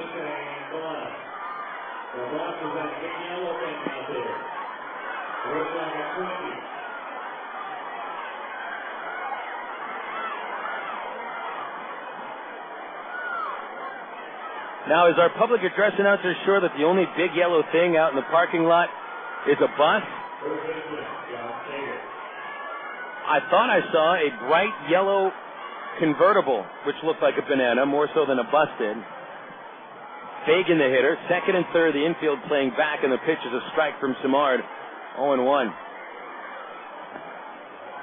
Well, I mean, you heard me talking a couple of innings ago about kids getting up and leaving at a tie game. Well, it's an 8-run game now. You can go back to school, kids. 13-5 Hooks. The 0-1 is low. 1 ball, 1 strike from Simard to Fagan. Fagan 0 for 2. Walking a run scored in the 6th. Sacrifice fly in the 7th. Nicholson's double, by the way, his 6th on the year, 7th RBI. They'll give up a run for an out. 1 ball, 1 strike. Simard's pitch is fouled straight back off the net and into the seats at first base. Strike 2 to Fagan.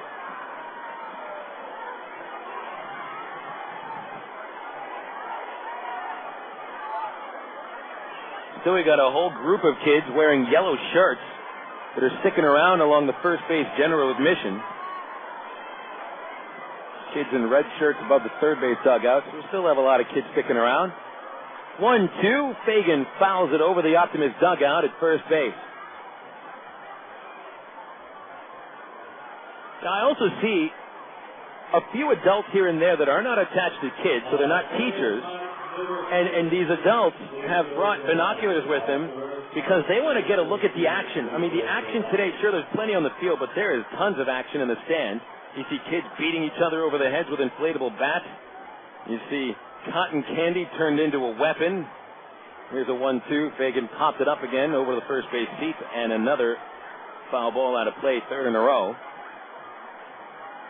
And then I didn't mention this earlier. We've got our friends from 103.7 The Buzz broadcasting The Zone. And I guess that show is over by now. It's ended at 1 o'clock. Justin Akery, Nathan Christian, Joe Franklin from 103.7 The Buzz, good friends of ours, broadcasting at Screaming Kids Day for the 2nd straight year. And, you know, it's Screaming Kids broadcasting at Screaming Kids Day. Fagan grounds a base hit inside third. It'll be a 2-run hit for Fagan. He'll try to make it into a double, and he does. And that'll make it a 10-run game. 15-5, Corpus Christi. This is amazing, folks. Corpus Christi has now scored 11 unearned runs. 11 consecutive runs. Not unearned, unanswered.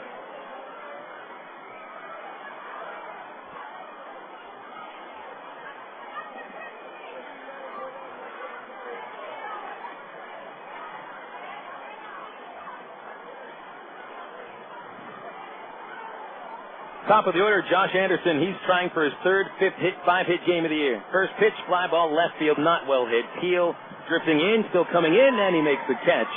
The wind has shifted a little bit over the last couple of innings.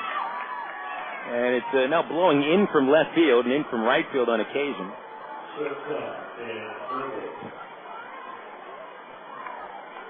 So Peel almost misjudged that fly ball. 2 outs. Anderson now 4 for 6. Ben Zobrist the batter, and he'll try for his 5th base hit.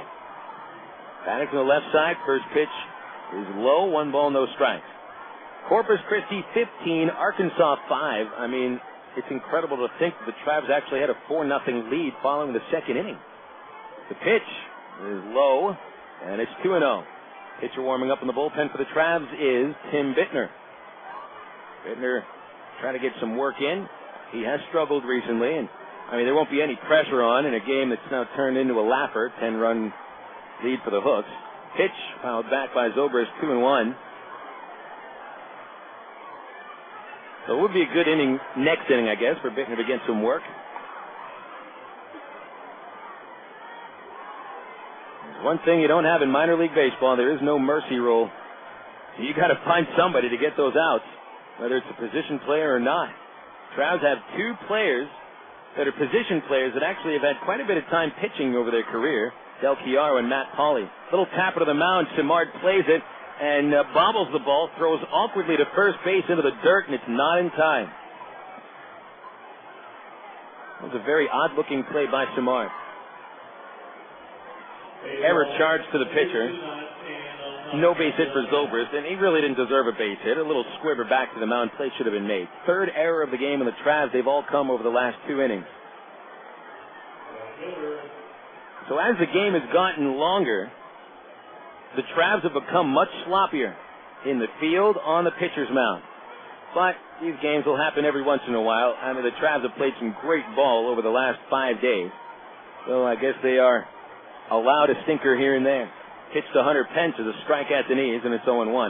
So Pence gets another shot for his 4th hit. And he also has a chance for becoming the first Hook player with 5 RBIs in a game this year. Runners with the corners, 2 outs. Pitch low, 1-1. A 2-run homer for Pence in the 3rd. An RBI double in the 5th and in the 6th inning. He would score in the 6th. And he reached on an error in the 7th inning. It's a 1-1 pitch. Outside, missed the corner, ball 2. 2-1. 15 runs on 18 hits for the Corpus Christi Hooks, and the Travs with 5 runs on 10 hits. Offensive day for sure. The 2-1, low and away, ball 3.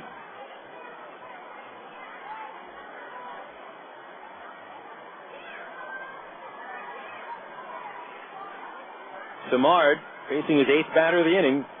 The pitch is low, and he walks his 2nd man of the inning. So that'll load the bases up for J.R. House. See if Ty Boy can keep Simard in. Any other runs that are scored in this inning will be unearned due to Simard's own error.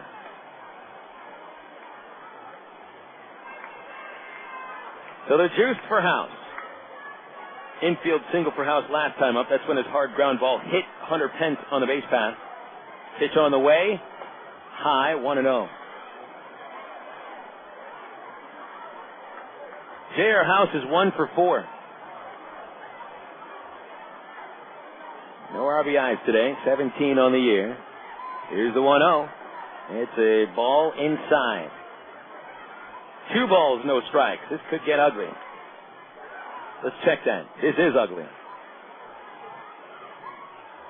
Simard's 2-0 pitch is a strike at the knees. House takes all the way, 2-1. 2 away here in the 8th inning. They're loaded up for House. 3 runs are in. Corpus Christi has scored the last 11 runs of the game. The 2-1 pitch to House. Chopper toward the hole at short. Here comes Brown charging in. Flips across the diamond, and that completes the 8th inning. Corpus Christi in the 8th. 3 runs on 3 hits, 1 error, 3 men left. We'll go to the bottom of the 8th. It is 15-5 Corpus Christi on minorleaguebaseball.com.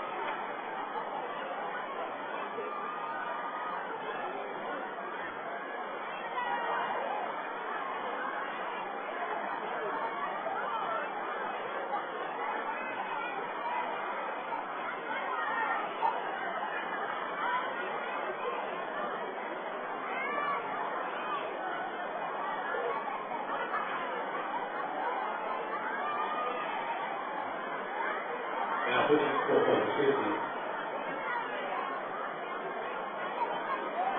Number 5, Chase Douglas.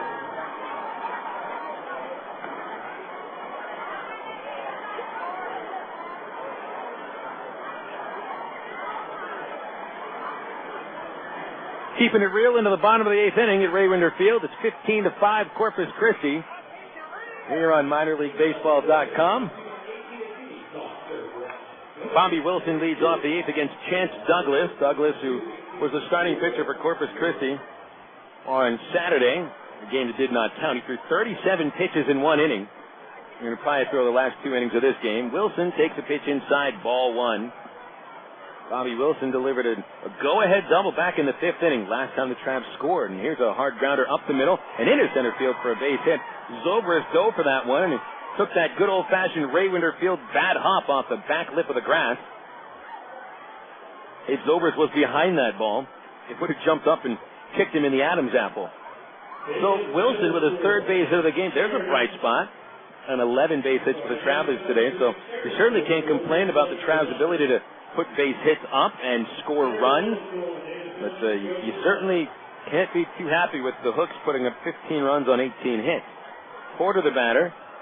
And a pitch for a strike from Douglas, 0-1. Chance Douglas is making his first appearing out of the pen. 5 starts earlier this year, including one against the Travs. 1 win, 1 loss, 4.07 ERA. 0-1 to Porter.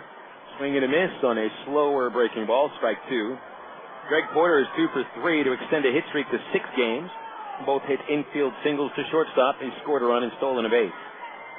Nobody holding Wilson on with a 10-run lead.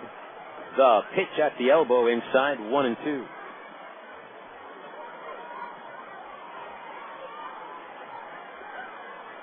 Douglas replaces Paul Estrada, who pitched the perfect 7th. 1-2 to Porter is low. 2 balls, 2 strikes. Chance Douglas stands 6'1", 200 pounds from Amarillo. A 12th round pick in 2002 from Canyon Randall High School. 2-2 pitch to Porter. Swinging a tip back into the screen, and he stays alive still, 2-2. Bottom of the 8th inning. Game plodding along today. About to come up to our third hour of baseball. 2-2 to Porter, nobody out. Douglas deals, and Porter stays alive with a high foul ball into the bleachers, actually past the bleachers, past the North Point Volvo patio, and amongst all the kids that were beating each other over the heads with inflatable bats 2 innings ago.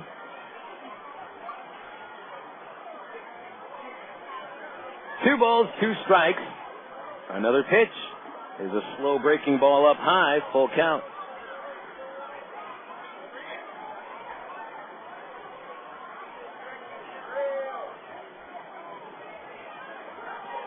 Douglas delivers the payoff. Porter pops it into the patio again. Oh, that's a lot of kids chasing after that ball, each wearing the same outfit. Blue shorts, red t-shirt, red cap.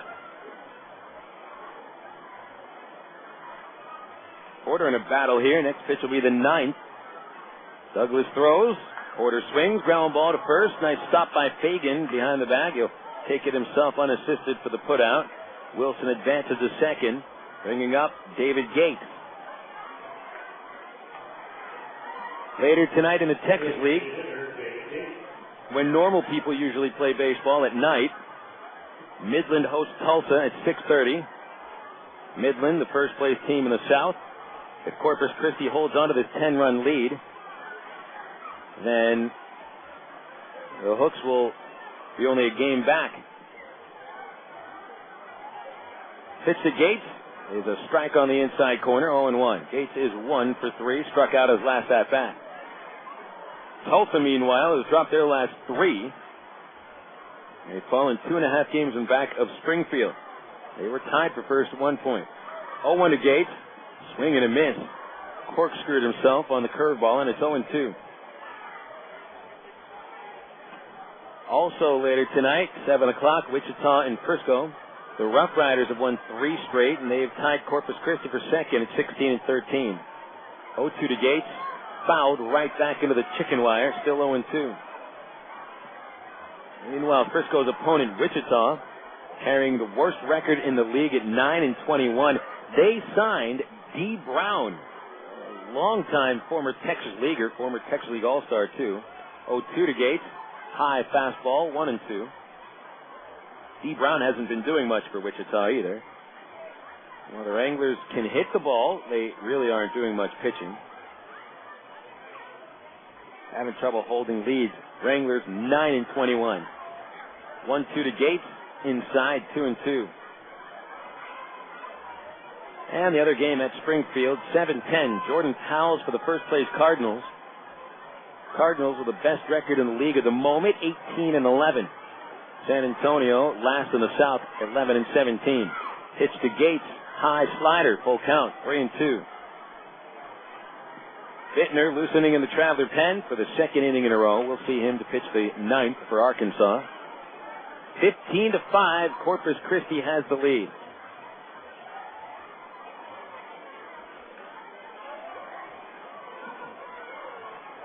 Payoff pitch. Fouled back right over the head of yours truly, or Taco Bob, who sits to my right.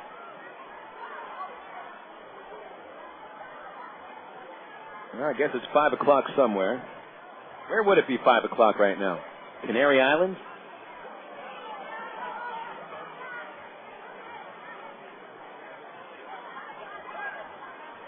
.1:30 in the afternoon here in Little Rock. And the Travs, at the moment, could be their worst loss of the year by 10 runs. 3-2 to Gates. Swinging a pop-up on the infield. They'll go to shallow left center. Shortstop Zobrist waiting. Reaches up. He's got it. 2 outs.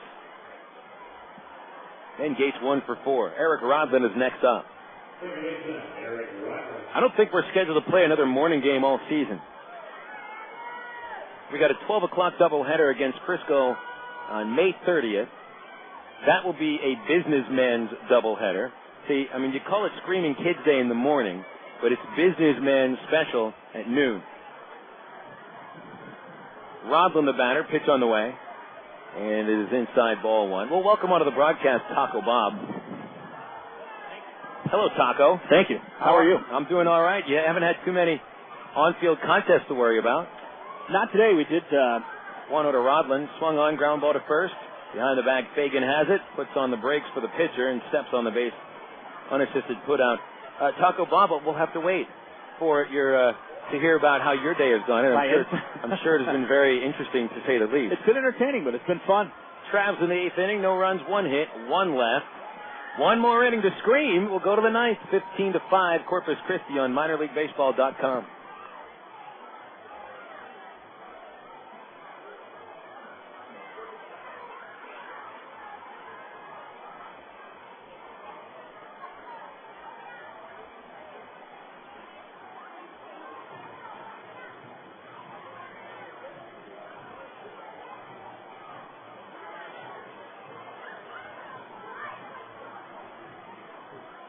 Pitching for the Travelers, number 36, Tim Sandberg.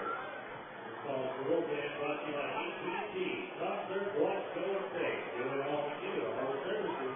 On the new EPC, your world tour.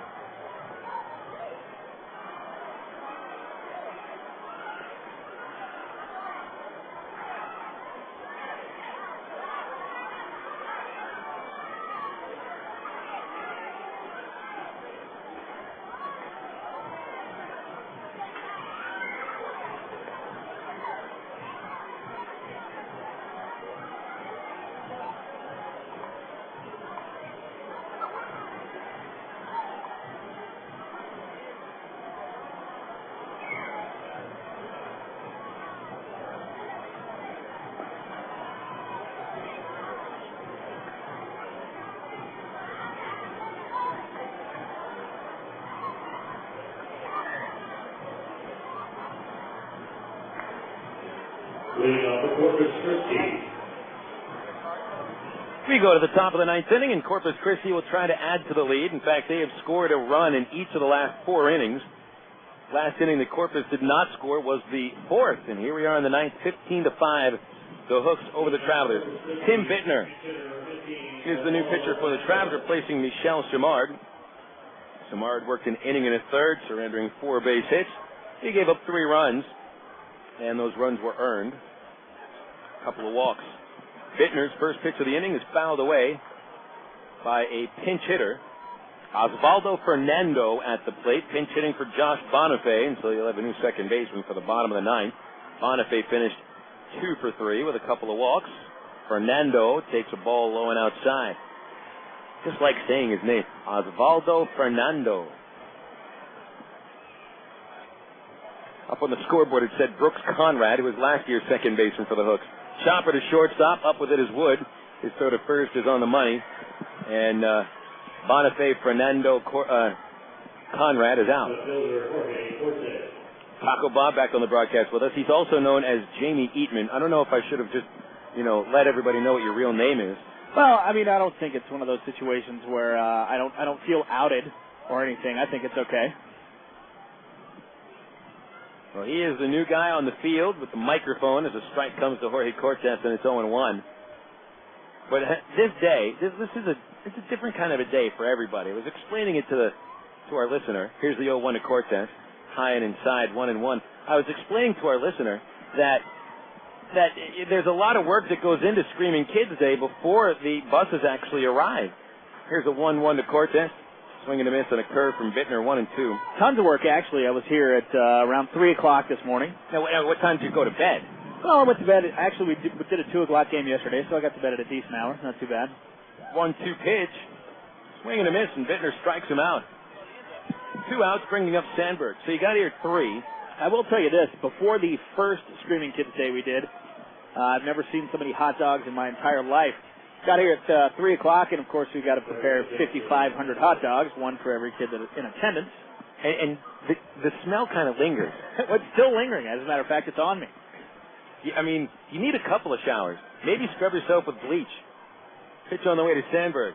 Swing and a miss. 0-1. Sandberg's 0 for 5, reached on an error and scored in the 7th. The good news is that when I leave Kids Day, when I go to the club that I go to, I'm actually a fairly popular guy with the Eau de Petitjean on. The 0-1 is high and outside. 1 ball, 1 strike. You could actually make some money if you bottled that essence of hot dog. I don't think it's a bad idea. Matter of fact, if we could go even further than that and go hot dog and then add some condiments, I think we'd be fine. The 1-1, Sandberg takes it in the dirt ball, too. It's probably a good idea. That way you have a whole line of hot dog scents. Hot dog with mustard, Chicago dog. You could do onions if you like. If you want to be really pungent and stand out. Relish is fine, probably for the ladies. It's a sweeter smell. This would definitely be a good kind of a scent for the wallflower man. Here's the 2-1 to Sandberg, high and away, ball 3. Maybe some kind of body spray. Since the body sprays are popular with the kids these days. I like that. I've seen the tag commercials. Maybe if we can shape the spray canister as a hot dog and give it more of an authentic feel. But that's exactly what you go through when you work a Screaming Kids Day and you're rolling 6,000 hot dogs. You can't get the smell off you. It's impossible. I used to work at a French fry stand in a water slide park during my high school years. As there's a drive deep by Sandberg to left field. Teal is going to watch that sail over his head. Hits the billboards. It'll be a 2-base hit for Sandberg, the 19th base hit of the morning/afternoon for Corpus Christi. Sandberg's 7th double of the year. That'll bring up Nicholson. But I still can remember the smell of French fries, and it's different than the wonderful smell of freshly cooked French fries. It's the smell of stale oil on your skin. And hot dogs, I think, is the same way. But I don't smell it too much right now. Let me get the arm here. Oh, yeah. It's on you. How's that? It's actually not too bad. We love having the Screaming Kids Day. It's a really good time at the ballpark, and it's good for the folks that work here because no matter who's playing or who's hitting the ball or hitting the home run, the kids are into the game no matter what. I think they just like being out of school. Nicholson the batter, and it's a little inside, ball 1. There's no doubt they definitely love being out of school. And the other thing is, even though, the Travs are getting torched here. They're losing 15-5. But something says that it's a day game. It's really not that depressing. Nicholson is a pop-up out of the left side. It's going to get out of play into the picnic patio. 500 kids converge on it. Well, maybe 20 kids converge on it, all diving head first into the same spot. Well, a bad day at the ballpark beats a good day working any day of the week. But my point is that a night game that lasts forever with a team losing by 10, that's a little depressing, a little frustrating. Sure. But, it's only 1:30. There's still plenty of daytime left for this day to become a little bit better. The pitch to Nicholson is low. It's ball 2, 2-1. I was with Daniel Davidson a couple of days ago, and he was telling me that he was going to get the start for this ball game, and even though there were 5,500 kids in attendance. 2-1 pitch. Swing and a miss by Nicholson, 2-2. He still felt a little nervous pitching, and it didn't matter if it was 5,500 5-year-olds or 5,500 35-year-olds. He still felt nervous pitching in front of that many people. It is one of the larger crowds that they'll pitch in front of here at Ray Winder. A couple of crowds in Frisco will be 9,000, 10,000. Springfield gets a big crowd here and there, but at your own home ballpark, maybe you feel it a little more. Pitch is grounded slowly to second. Rodlin fields it cleanly, flips to first. And Corpus Christi fails to score in the 9th inning. No runs, 1 hit, 1 left. Bottom of the 9th coming up. Travs need 10 to tie and 11 to win. 15-5 Corpus on minorleaguebaseball.com.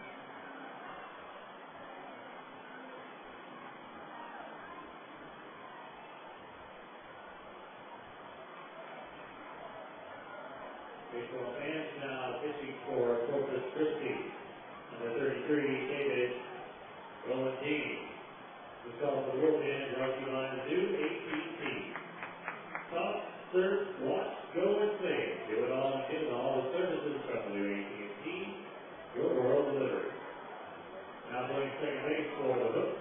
Number 15, Osvaldo Fernando.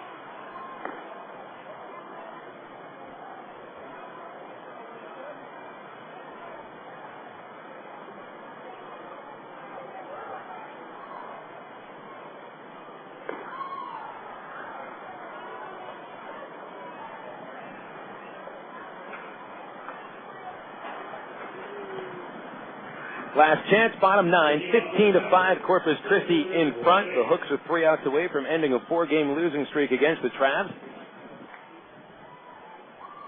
Phil Elson joined by Jamie Eadman, a.k.a. Taco Bob, the man with the mic on the field.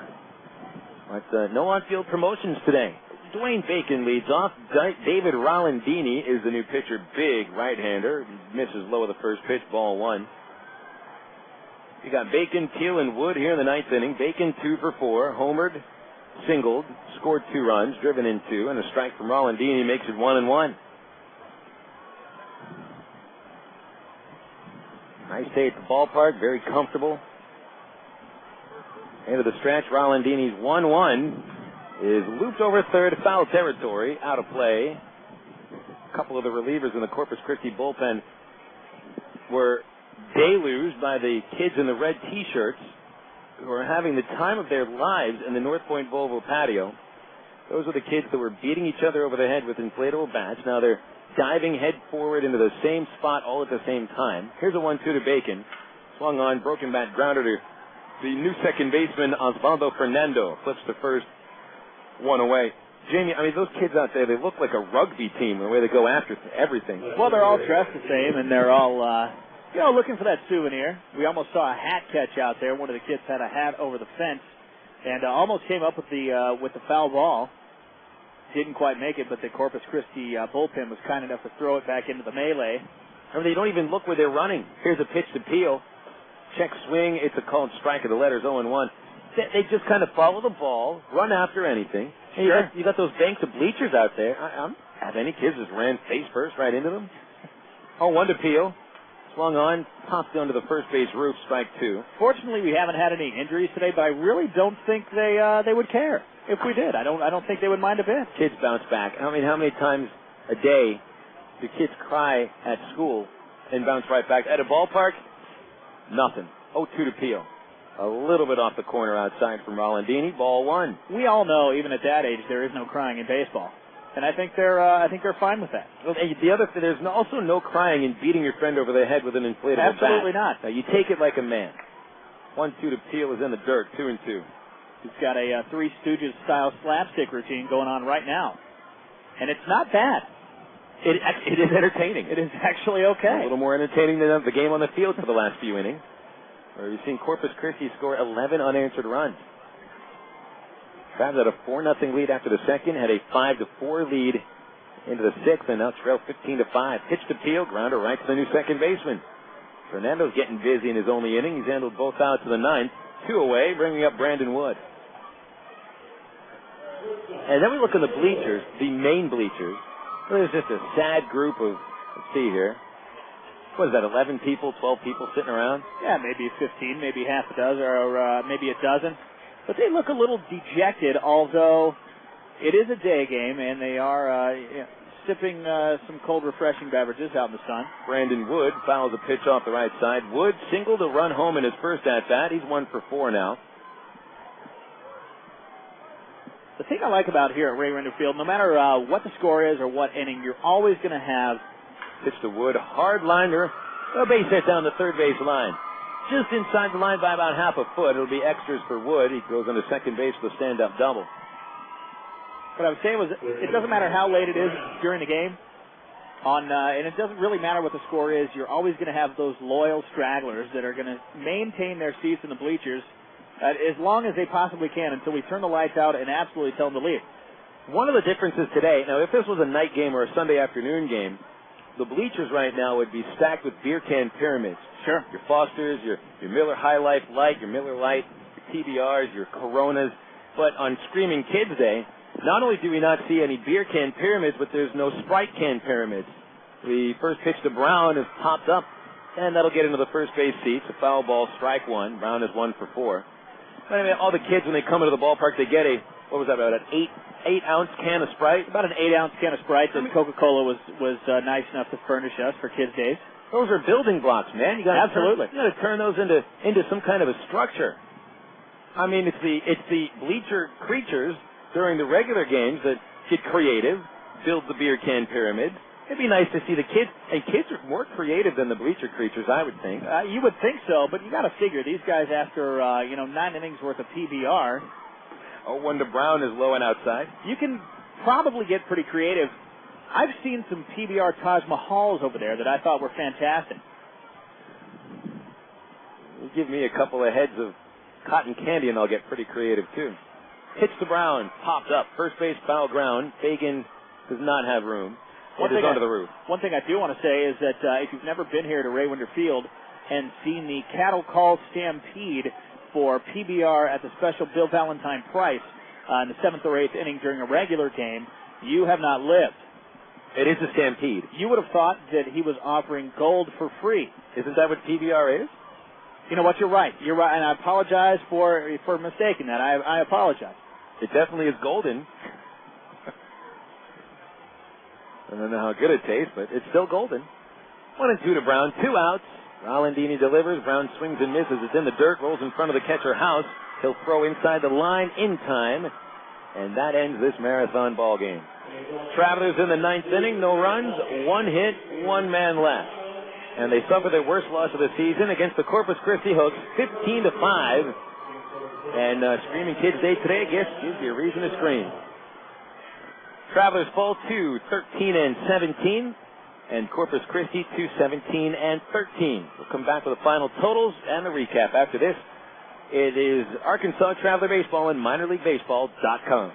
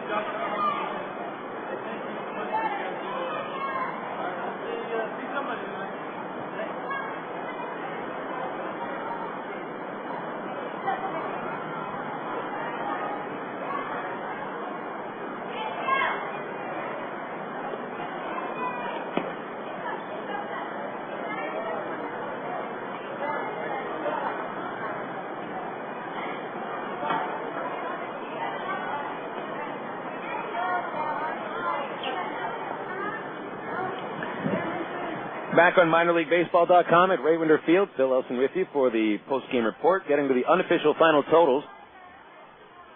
We start with the Hooks. Corpus Christi scored 15 runs on 19 hits. 1 error. They strand 11. For the Arkansas Travelers, 5 runs, 12 hits, 3 errors, 8 men left. Winning pitcher is Juan Gutiérrez, and he goes to 2-2. Daniel Davidson suffers the loss and drops to 1-3. First pitch to last pitch was 3 hours and 14 minutes. And the paid attendance today, mostly kids, 6,166. A recap of the ball game. Travs got ahead early today. Dwayne Bacon in the first inning with a bloop single, stole second, went to third on an Aaron Peel ground out, and Bacon would score when Brandon Wood singled to the left side. It was 1-0 Arkansas in the first. Travs got ahead 4-0 in the second. Infield single by Greg Porter with 1 out. Eric Rodlin, a bloop single into center field that would score Porter from second base. And then Dwayne Bacon turns on a 1-1 fastball and hits it over the right field fence. Third homer of the year for Bacon, and the Travs had a 4-0 lead. But that lead would start to shrink in the third inning as Daniel Davidson allowed a 1-out double to Josh Anderson, the first of his 4 hits. Ben Zobrist followed with an RBI double, and Hunter Pence drove a first pitch over the right field wall, his 7th home run of the season, and the Travs had a 4-3 lead following the third inning. Corpus would tie the game in the 5th against Davidson. Anderson, a leadoff single to right. Zobrist bunted him to second base, and Hunter Pence drilled it off the top of the center field wall, bringing Anderson home to tie the game at 4-4. Travs scored their last run of the game to take the lead in the 5th off of Gutierrez. Matt Brown, a 1-out single. He would steal second base and score when Bobby Wilson doubled off the right field wall. So it was 5-4 Travelers after the 5th inning, but then the bottom fell out, and the Travs really started to struggle, especially on the pitcher's mound. Davidson would not make it through the 6th inning. He allowed the first batter of the inning, Jorge Cortez, in the 6th to hit a little flare in a shallow right center. Dwayne Bacon did not get a good break on it, unable to make the catch on the slide attempt. Cortez awarded a double. He would move to third on a ground out, but then Davidson would induce a fly out by Derek Nicholson.